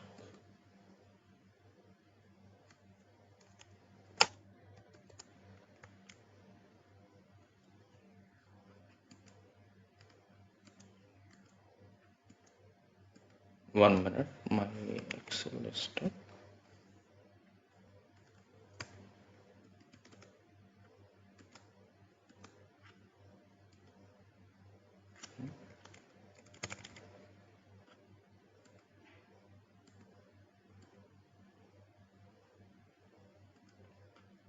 Okay, while the Excel gets rectified, let me show this here.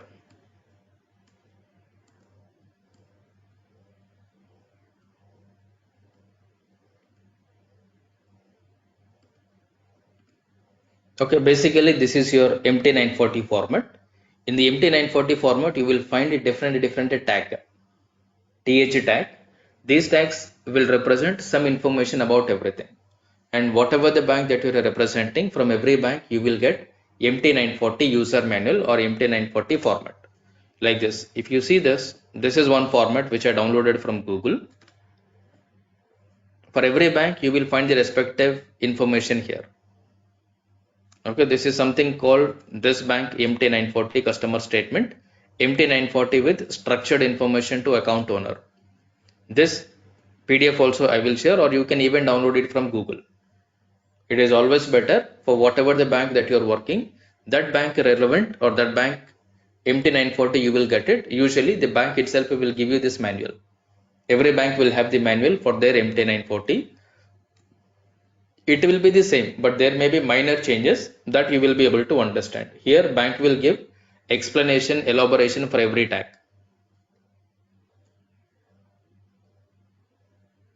Okay, and here if you see,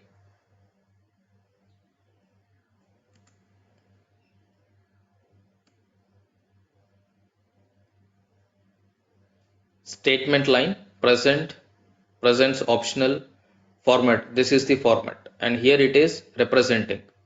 Value date is nothing but YYMMDD, and then entry date, this is optional MMDD. Credit debit, C is for credit, D for debit. RC for reversal of credit, RD for reversal of debit. Meaning every bank will have certain guidelines for it. Meaning every bank will find some minor changes to it. You'll have to refer that bank specific MT940 format, this PDF, whatever the respective bank is giving. Once you go through it, you will be able to have a clear clarity, so that in case if there are any problems when you're looking at the MT940 statement, with that respective bank instruction manual, you will be able to understand, okay, in this bank, this statement will representing this information in this way. I'll close this sheet as of now, and I'll open these two. First one, ignore the first one. This is related to bank account details and all. IFSC code or bank key will be represented. Second one, tag number 20 is the year, month, date. This is nothing but statement date. Tag number 20 is nothing but statement date. Let us assume that we are preparing the statement for today. It has to be like this. Make sure the date will be updated in the same format. What is the format here?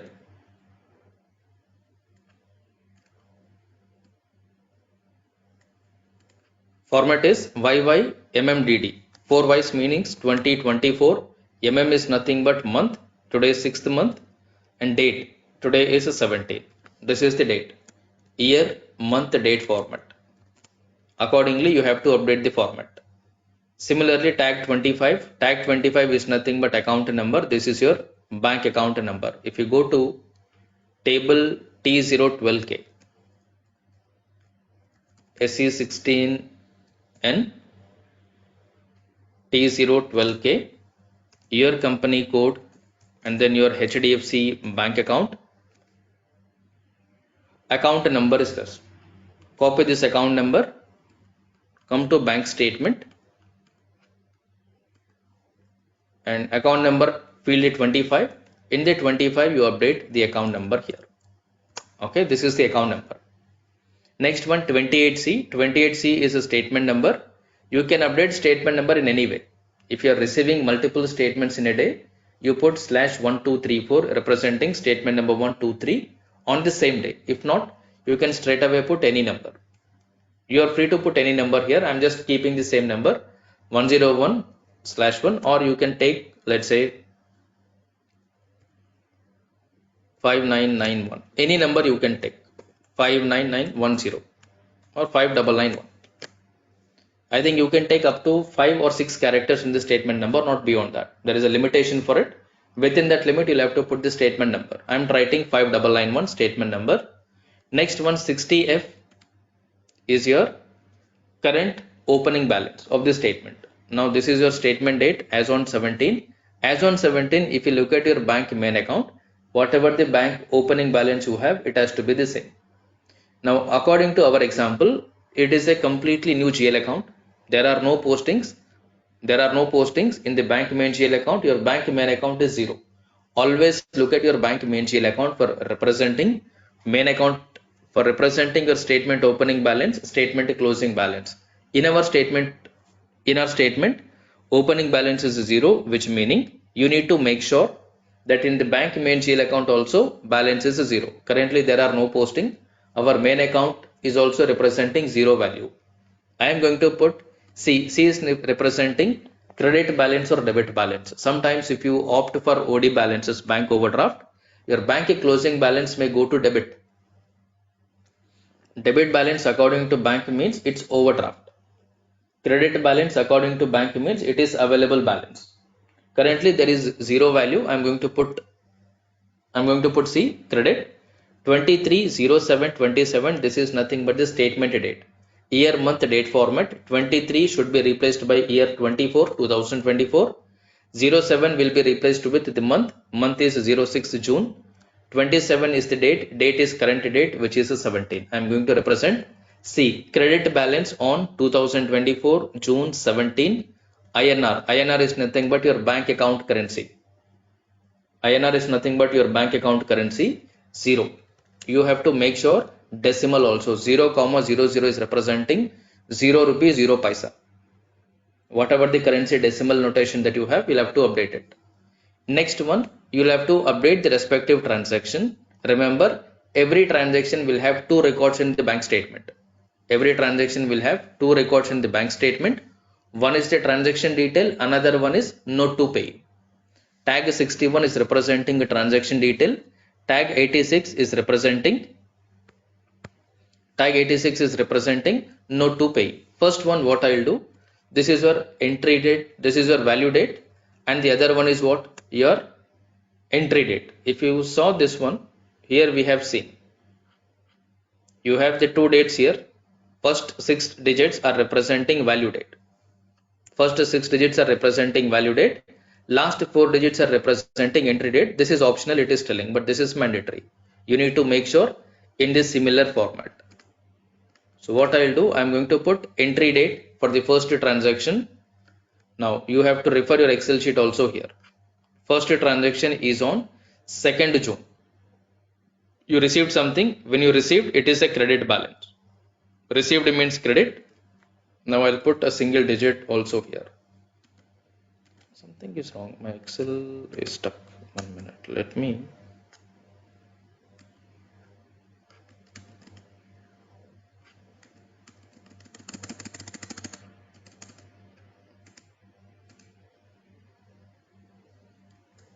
One second.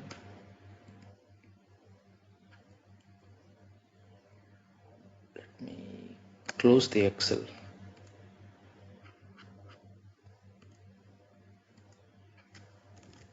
And then let me reopen.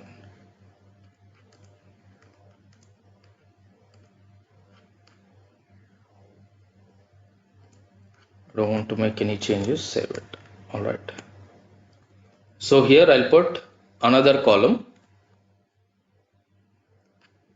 Plus means according to bank it is a C, credit. Okay, according to bank it is credit. This is also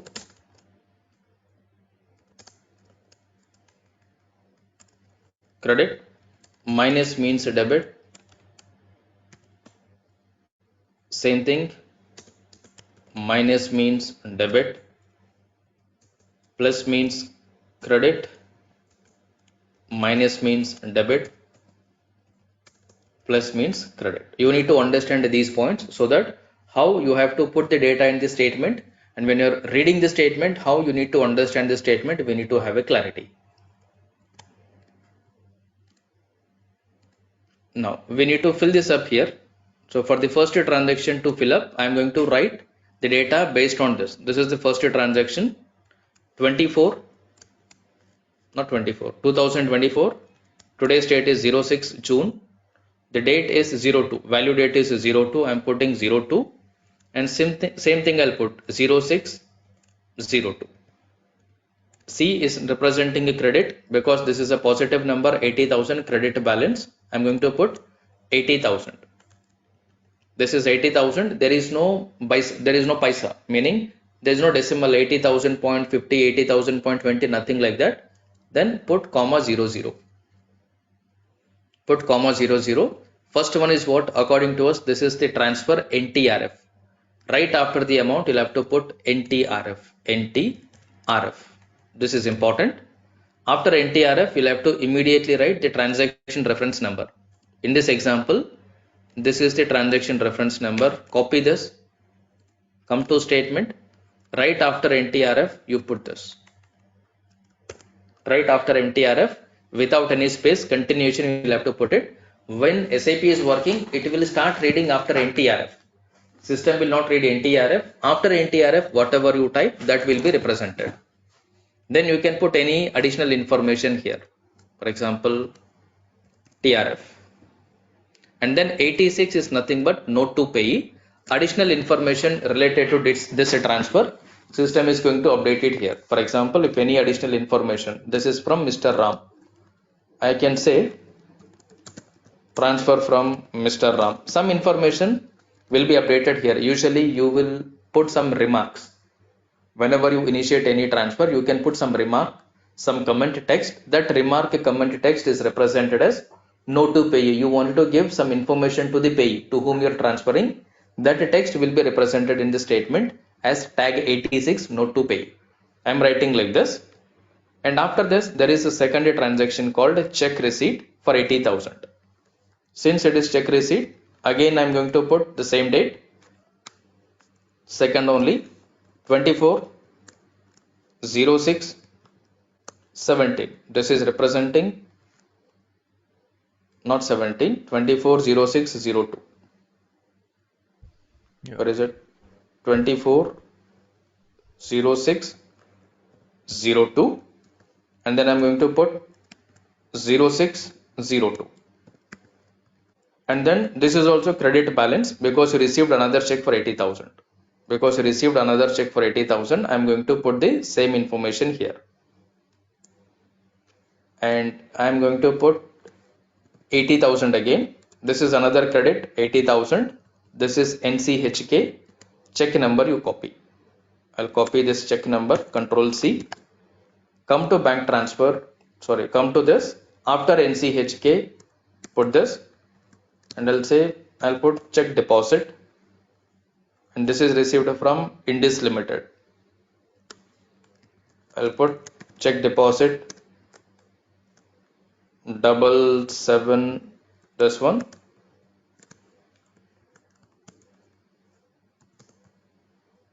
Indus Limited. Some information like this. Okay. From here, what you need to understand, you have to look at what is the transaction date, what is the value date, and what is the external transaction type. In this case, NTRF. In this case, NCHK. NTRF should have the UTR number. NCHK should have the check number. And you should represent debit balance or credit balance by indicating a CD on the transaction. Every transaction will have two records, 61 and then 86. Now we were able to update the first two records. We have three more records to be updated. Now let me take the third record, which is your check debit. Check issue. Now for check issue, what I'll do, I'll copy the check related transaction only. Copy these two.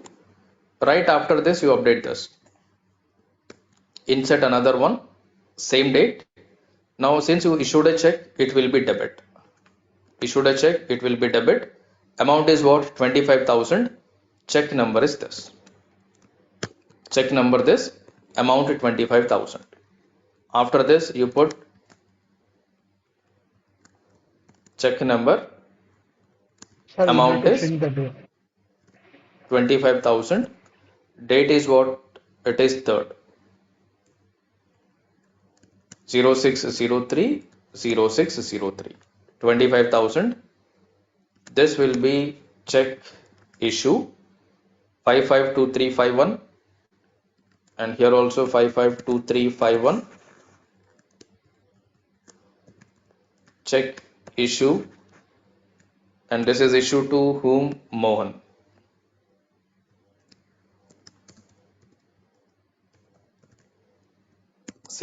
This is the third one. And then the next one is what? Transfer. You have made a transfer. Let me copy the transfer related transaction from here. Copy. After this, let me insert two more lines.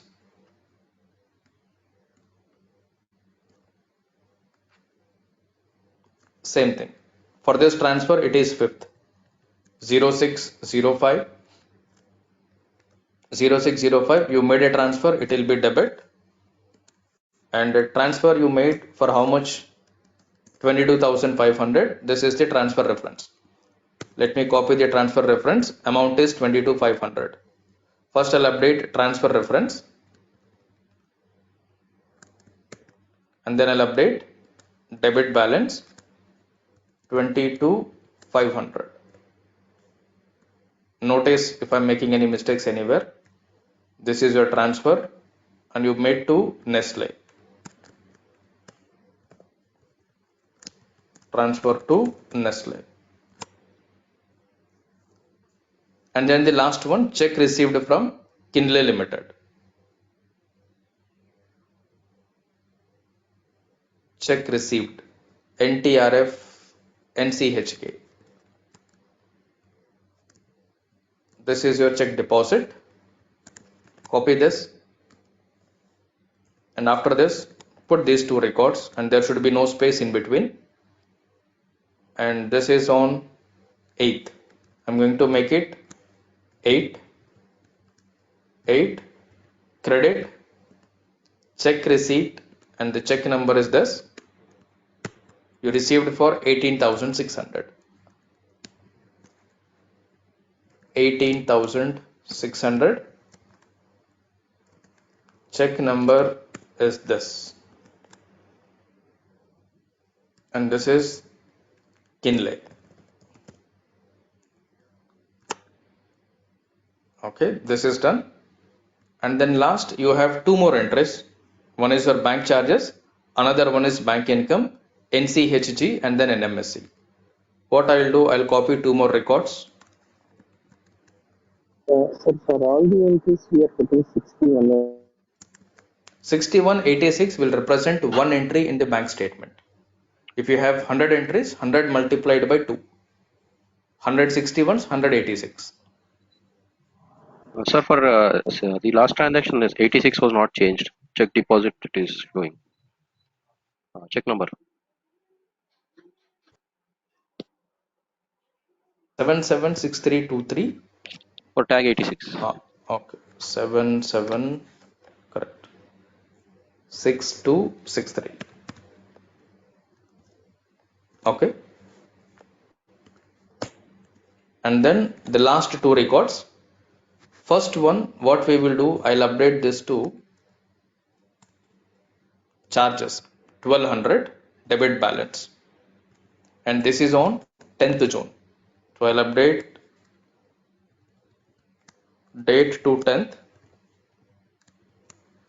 10th. This is a debit balance of 1200 of 1200 and this will be NCHG.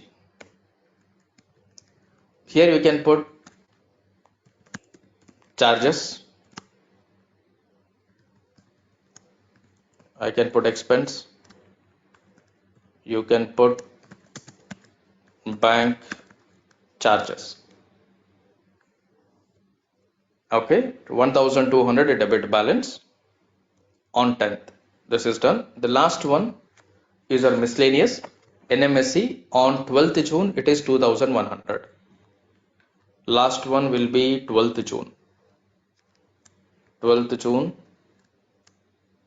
12th June credit balance 1200.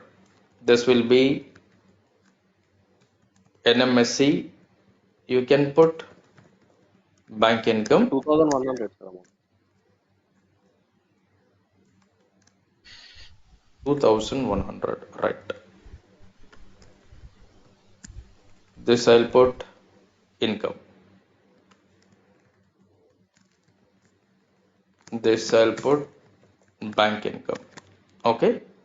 Now, finally, your closing balance is on 2024 June 06.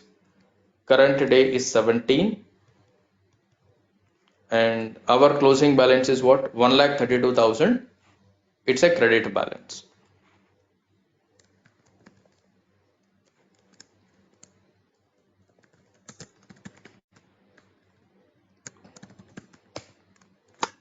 One lakh 32,000 positive number, meaning it's a credit balance. Credit balance 1,32,000. 132,000. This is the statement that we have done. Now let us verify one more time that all the information that we updated in the statement is correct. There are no mistakes. Let me minimize this and let's try to compare this.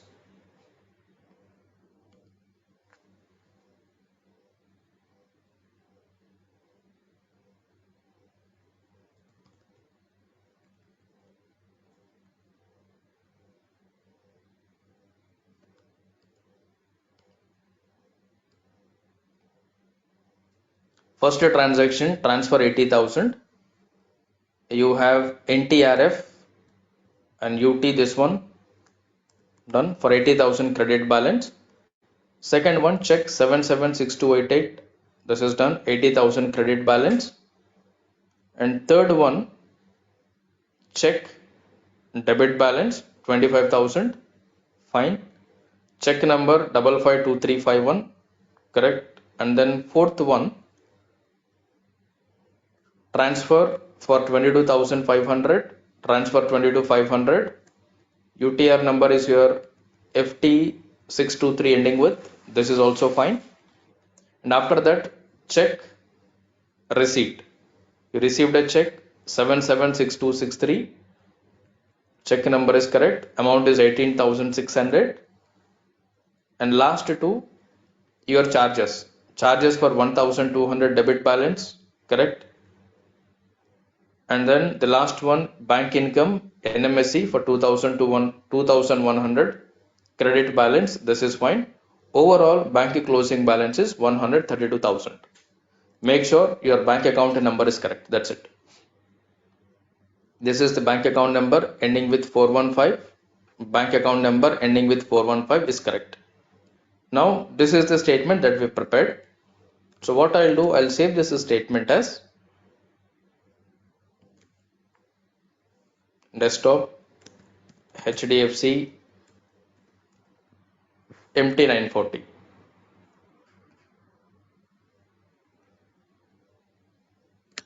Save it. I saved this statement. Now we need to upload this statement. But before we upload this statement, what I'll do is I want to make sure the bank main account balance is verified. If I look at FAGLB03 11302030 HDFC main account, if I run the balance, no data found, meaning currently there is no balance. No data found means there is no account balance in this account at this moment. That is the reason you have given main account balance as 0, because there is no data. Now let us upload this bank statement. To upload the bank statement, it has to be FF_5. Put FF_5, but one point that we need to understand here. Point number one, which we need to understand from this bank statement, before I upload, another point which is to be kept in mind. This is your clearing entry. This is also clearing entry. This is also clearing. This is also clearing. This is also clearing. This is your direct entry. This is also direct entry. Meaning 1, 2, 3, 4, 5 clearing entries, 2 direct entries. Now, whenever you are posting any direct entry, you need to make sure that there are 2 points to be kept in mind. Point number one, your account assignment. Point number one is your account assignment. Second point is your cost object. If you are posting anything to a expense account, you need to see whether this is a cost element or a non-cost element. If it is a cost element, cost center becomes mandatory. In our example, we were using 2 GL accounts. In our example, we are using two GL accounts, one for expense, one for income. Let us open the GL account and then see how the account is actually created.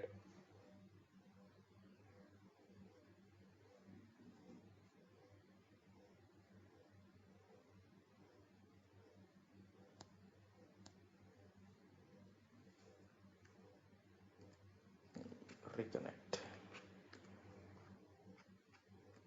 Okay, FS00. Bank charges, HDFC bank charges, you have treated it as a primary cost element. Whenever you treat any account as a primary cost element, we are all aware, without cost center, primary cost element cannot be posted.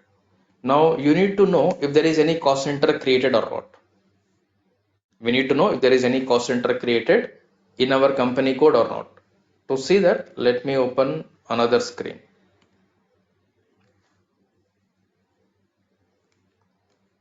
I'll go to SE69 simply.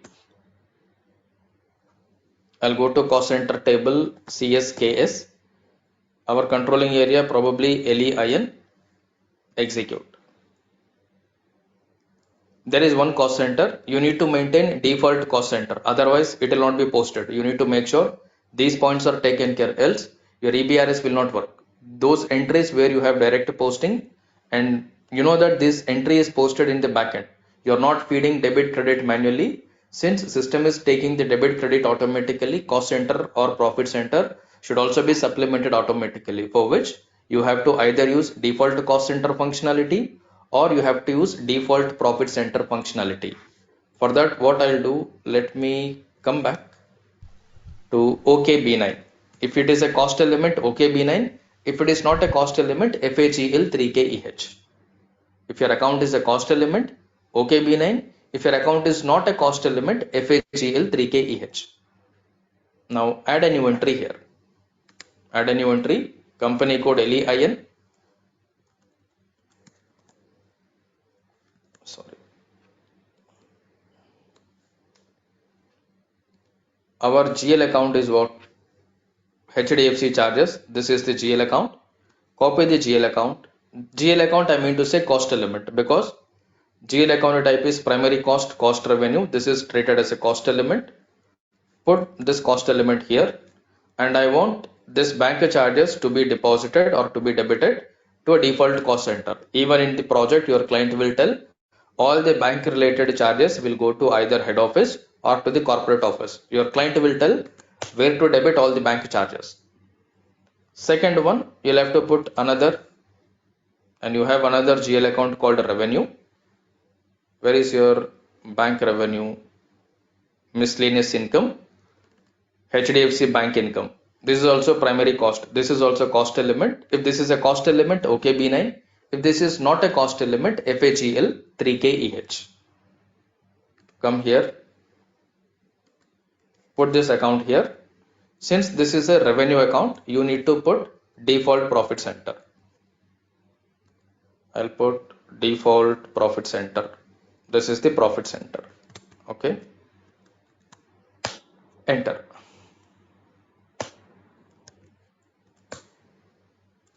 Okay, for one I have given cost center, for one I have given profit center. Let me click on save. Meaning I am saving default profit center. I am saving default profit center for my cost element. Come back. Now you are good to go. Import data, and this is your MT940. Structure recognized automatically. Field 86 can be structured, field 86 can be unstructured. And for MT940, it's only statement file, not line item file. Choose only the statement file. I'll choose desktop. From the desktop, HDFC MT940. Post immediately.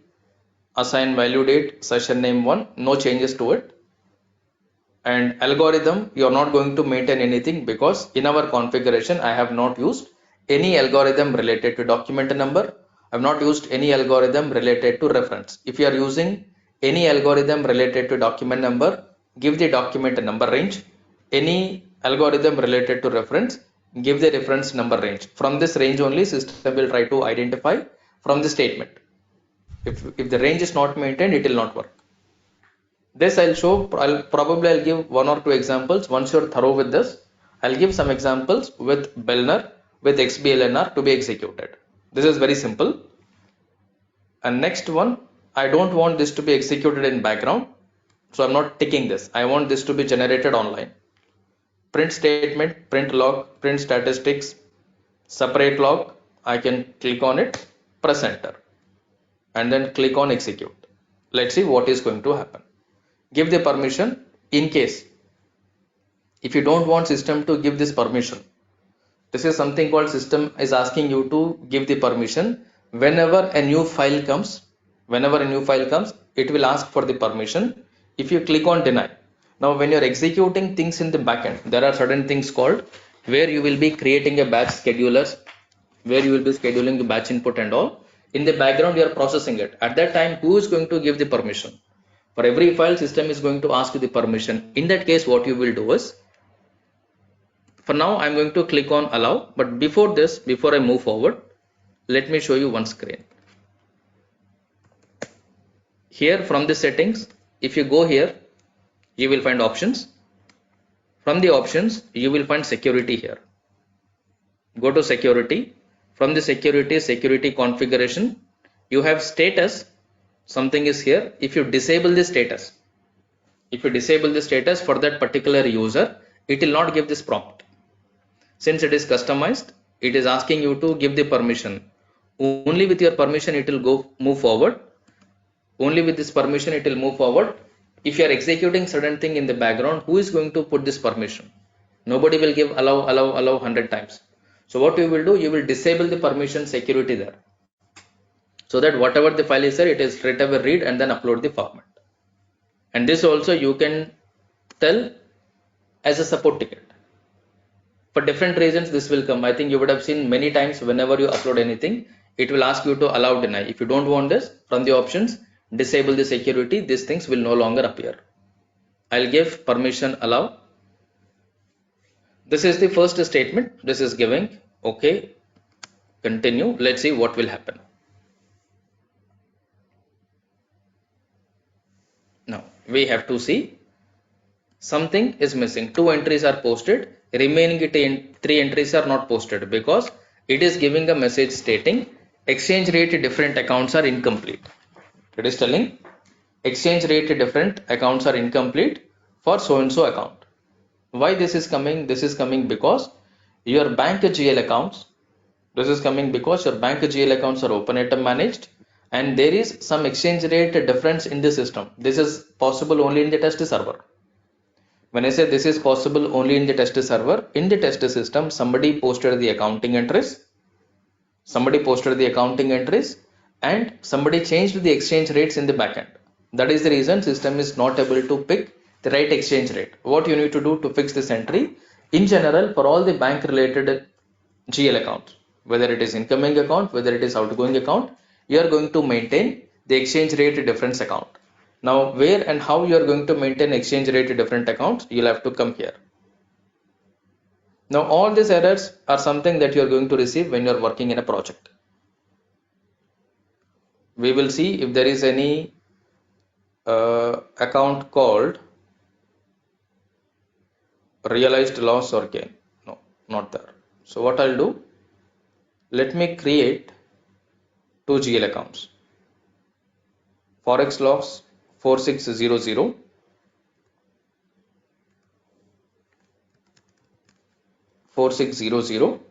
I don't create it as primary cost element, I'll create it as non-operating only. I'll create realized exchange loss, realize exchange loss, because it is quite possible that if you record one entry today at the month end, the transaction may get cleared in the next month. Yeah, 4600 forex losses G001, this is fine. Next one, forex gain. Where is forex gain? Forex gain 3500. What I'll put 3500. Copy this. I'll maintain 3500. Enter. I'll change this to 3500 and this I'm going to update it as gain.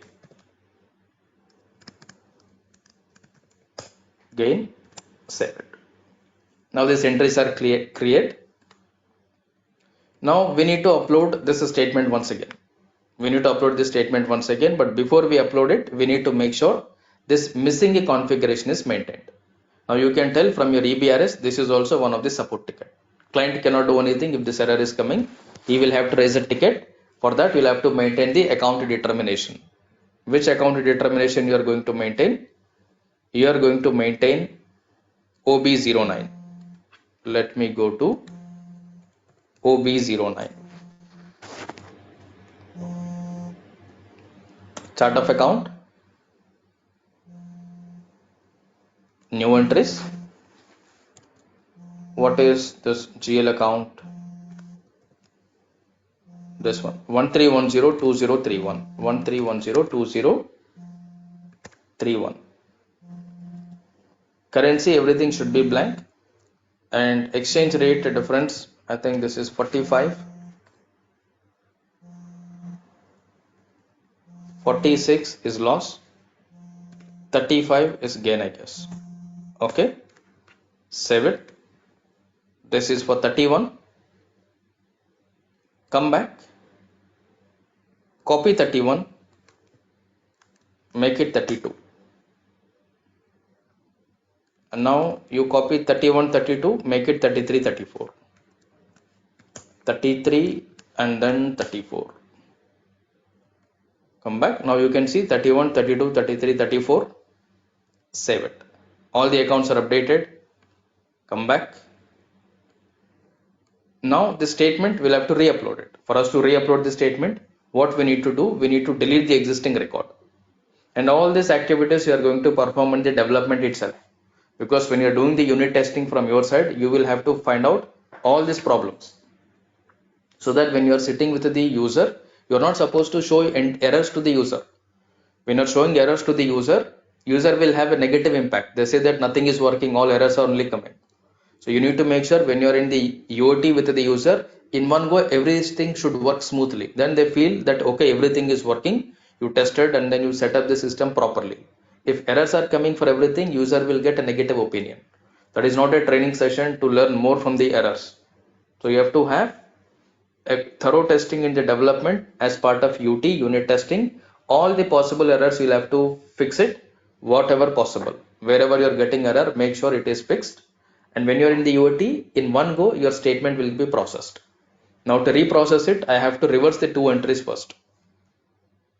20, all zeros 4 and 5. If I don't reverse it, my GL account balances will mismatch.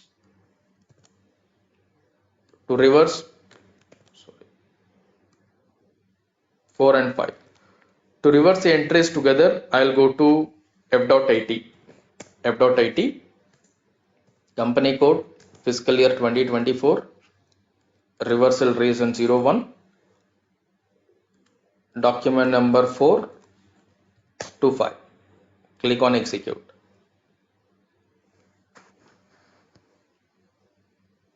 Two documents can be reversed. Come back, remove the test run, click on execute.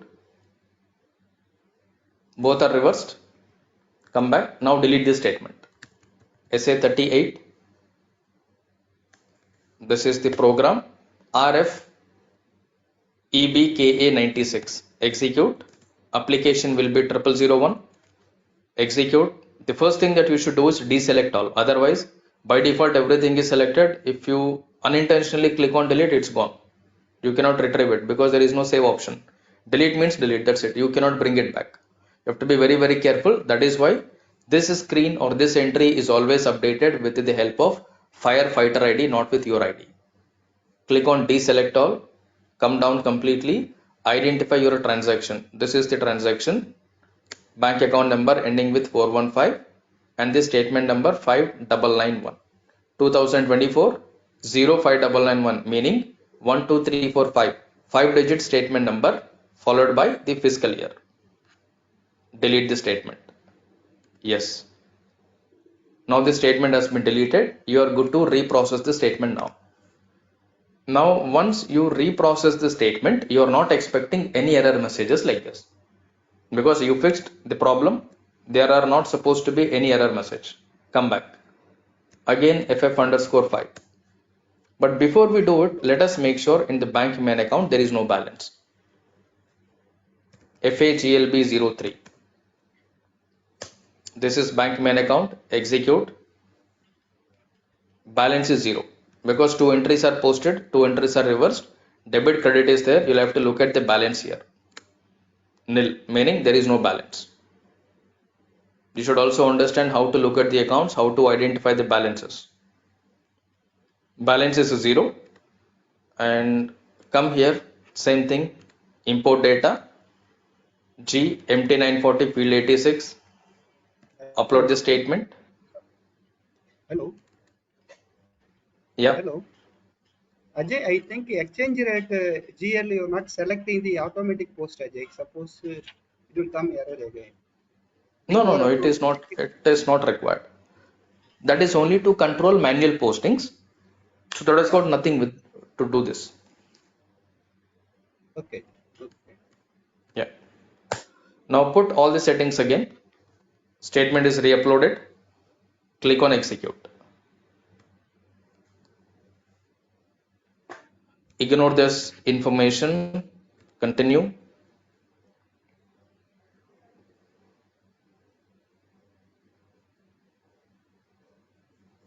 Now you can see all the documents are posted. Now you can see all the entries are posted. There are no errors. 1, 2, 3, 4, 5, 6, 7 entries are processed without any error. You can see document number against everything. Everything has been processed. Now if you verify bank main account balance, it has to be exactly 1,32,000. It has to be exactly 1,32,000. If you go back, run this report, it is 1,32,000. Meaning your EBS has been processed successfully without any error, without any problem. And similarly, to see what entries are processed, go to FEBAN. FEBAN. Give your company code, house bank HDFC, account ID HDFC1, statement number 5991. If you wanted to see a specific statement, give the statement number, click on execute. And you will get the bank account here, expand bank account, expand account ID. Here you will find all the statement number. If the statement number is representing a green, indicates all the transactions from the statement has been processed. If any entry is not processed from the statement, this will represent red, meaning some statement transactions are yet to be processed, meaning unreconciled transactions are existing. Open this, and next to this, this is the statement closing balance. Open this. There are 7 entries. Everything is green, meaning all the 7 transactions have been processed using BRS. Similarly, if you wanted to see from the table, go to SE16, and when you deleted the bank statement, I think we came out of it. So you will find tables like FEBEP. If you put FEBEP, this is your bank statement line items. And if you find FEBKO,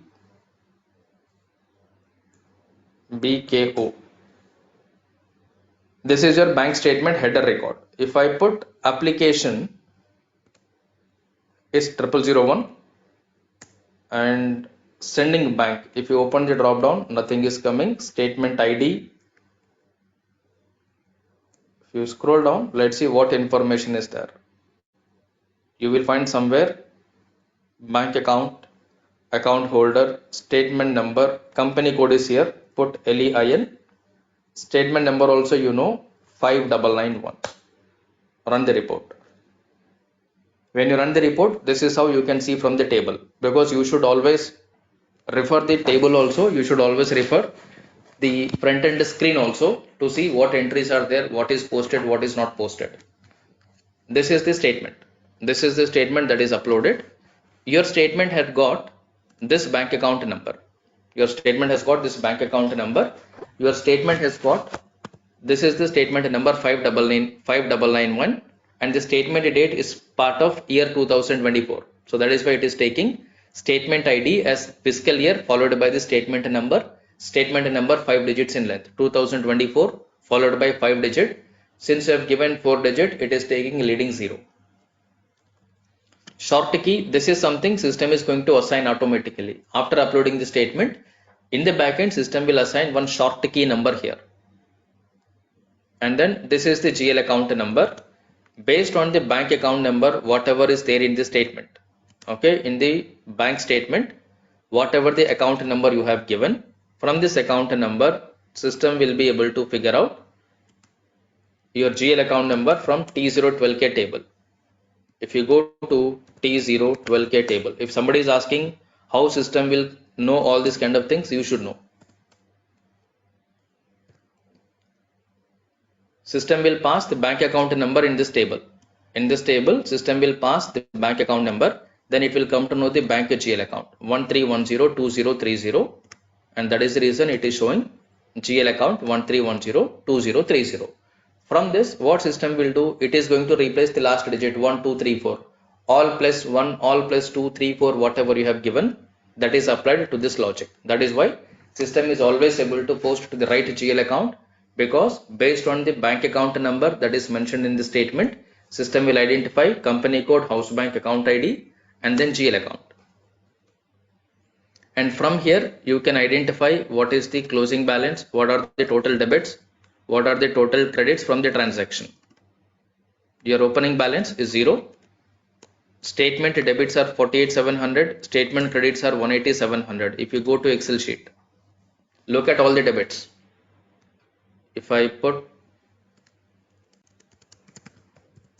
debits and then credits, debits are this. This is a debit, plus this is another debit, plus there is another debit here.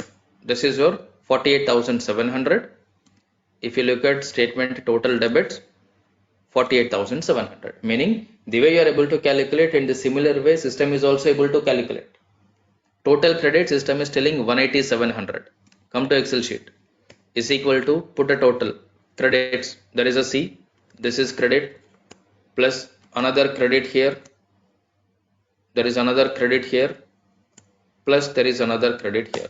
This is your 180,700, and then your closing balance is equal to opening balance plus sum of this. Sum of this is 132,000. The same balance has become your closing balance. In a similar way, system is also displaying your closing balance here. Okay. Now it is picking all the data from transaction type HDFC underscore 940, because your bank account is assigned to this. If you look at your configuration, where is it? Here it is assigned HDFC underscore MT940. Based on this account number, system is able to find out where it is assigned. It is assigned to transaction HDFC 940, and it will go to here. From here, it will pick this, and accordingly, it will start applying the posting logics. Meaning, logically, how system is doing, what system is doing, we need to understand. If you come back to this, this is what is your header, and to see the line item, you'll have to remember the short key. The short key is 53. From the header, pick up the short key, go to item FEBP, simply pass short key here. From the header, you know short key. This is something SAP is generating on its own. Put this short key, click on execute. You will come to know the transactions which are uploaded from the bank statement. From the statement, this is your memo reference number. This is nothing but sequence of transaction number in the bank statement. Meaning, this is first 61, second 61, third 61, fourth 61, fifth 61, sixth 61, seventh 61. Meaning 7 times 61 is there, representing 7 memo record numbers. Okay, sequence 80, 80, 25, 22, 500, 18, 600, 1200, 2100. Look at the same sequence here.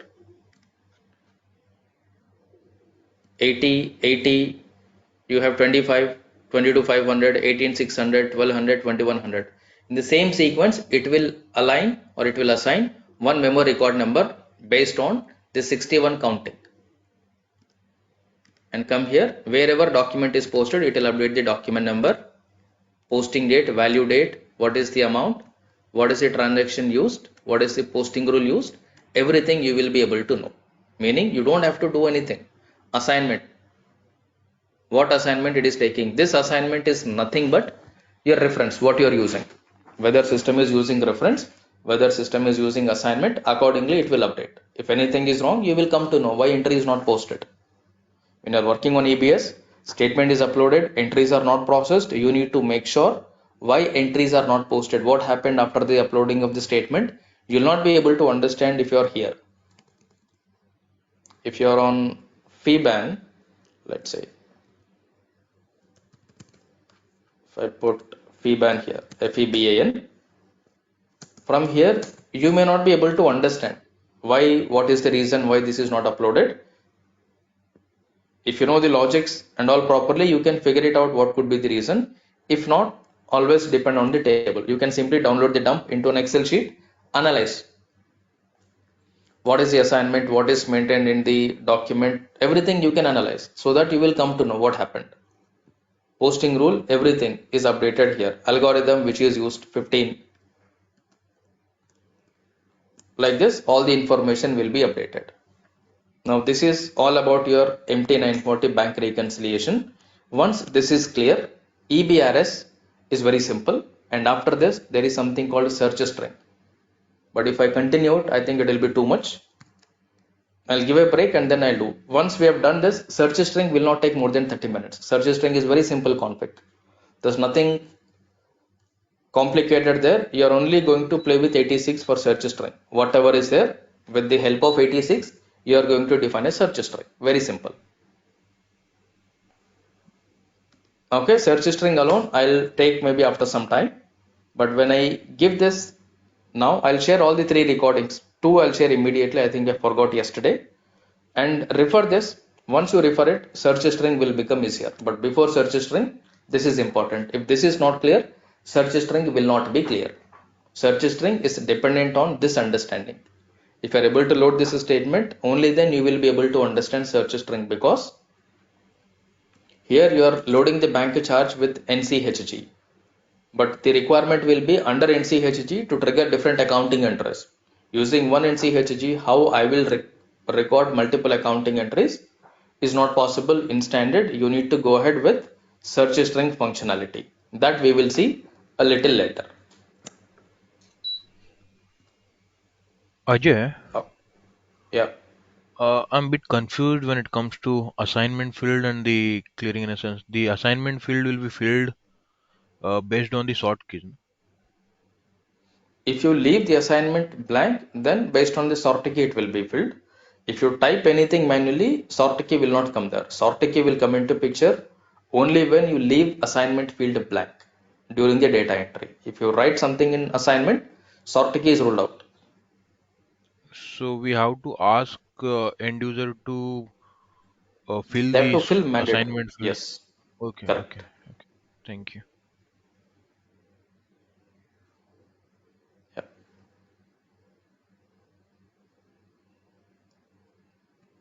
AJ, is it possible to use substitution and validation to maintain the assignment field or the reference field? No, if you are using substitution, you can use only a fixed value. And validation, you cannot use it because based on the transaction, it will vary, right? Your Oh, process, yes, if you are yes. issuing a 10 check, you will be getting 10 different values there. Oh, yes, yes, yes, yes. 100%. So Thanks. all you can do with the help of a validation is to make sure if you are using assignment column, you can make assignment column mandatory. Whenever you are processing any bank GL account, you can make Mm-hmm. assignment column mandatory, or you can validate it. For example, if it is for check number, any check number that you are using, you can take the help of ABAP technical. You can allow only numeric value there because check number cannot be alphabet, right? Yes. If somebody is writing check number, for example, If check number is 336699 okay, and while posting the entry in the assignment column, if I am writing 33669, this is okay. Agree? This is Yes. perfect. But Yes. what if the user is writing CHQ 33669? Is it okay? No, it's not okay. No. Meaning this kind of a validations you can put with the help Okay. of screen enhancement using the technical guide. You can tell that please allow assignment column only number if GL account is this. Okay. Meaning if the GL account is check incoming, check outgoing, assignment column should accept only the numeric. If you put any alphabet special character, it is not allowed. Because if you put any additional special character, any other text, it will not match. It has to exactly match. All right. Noted. Thank you. Okay. All right. Let me stop this recording.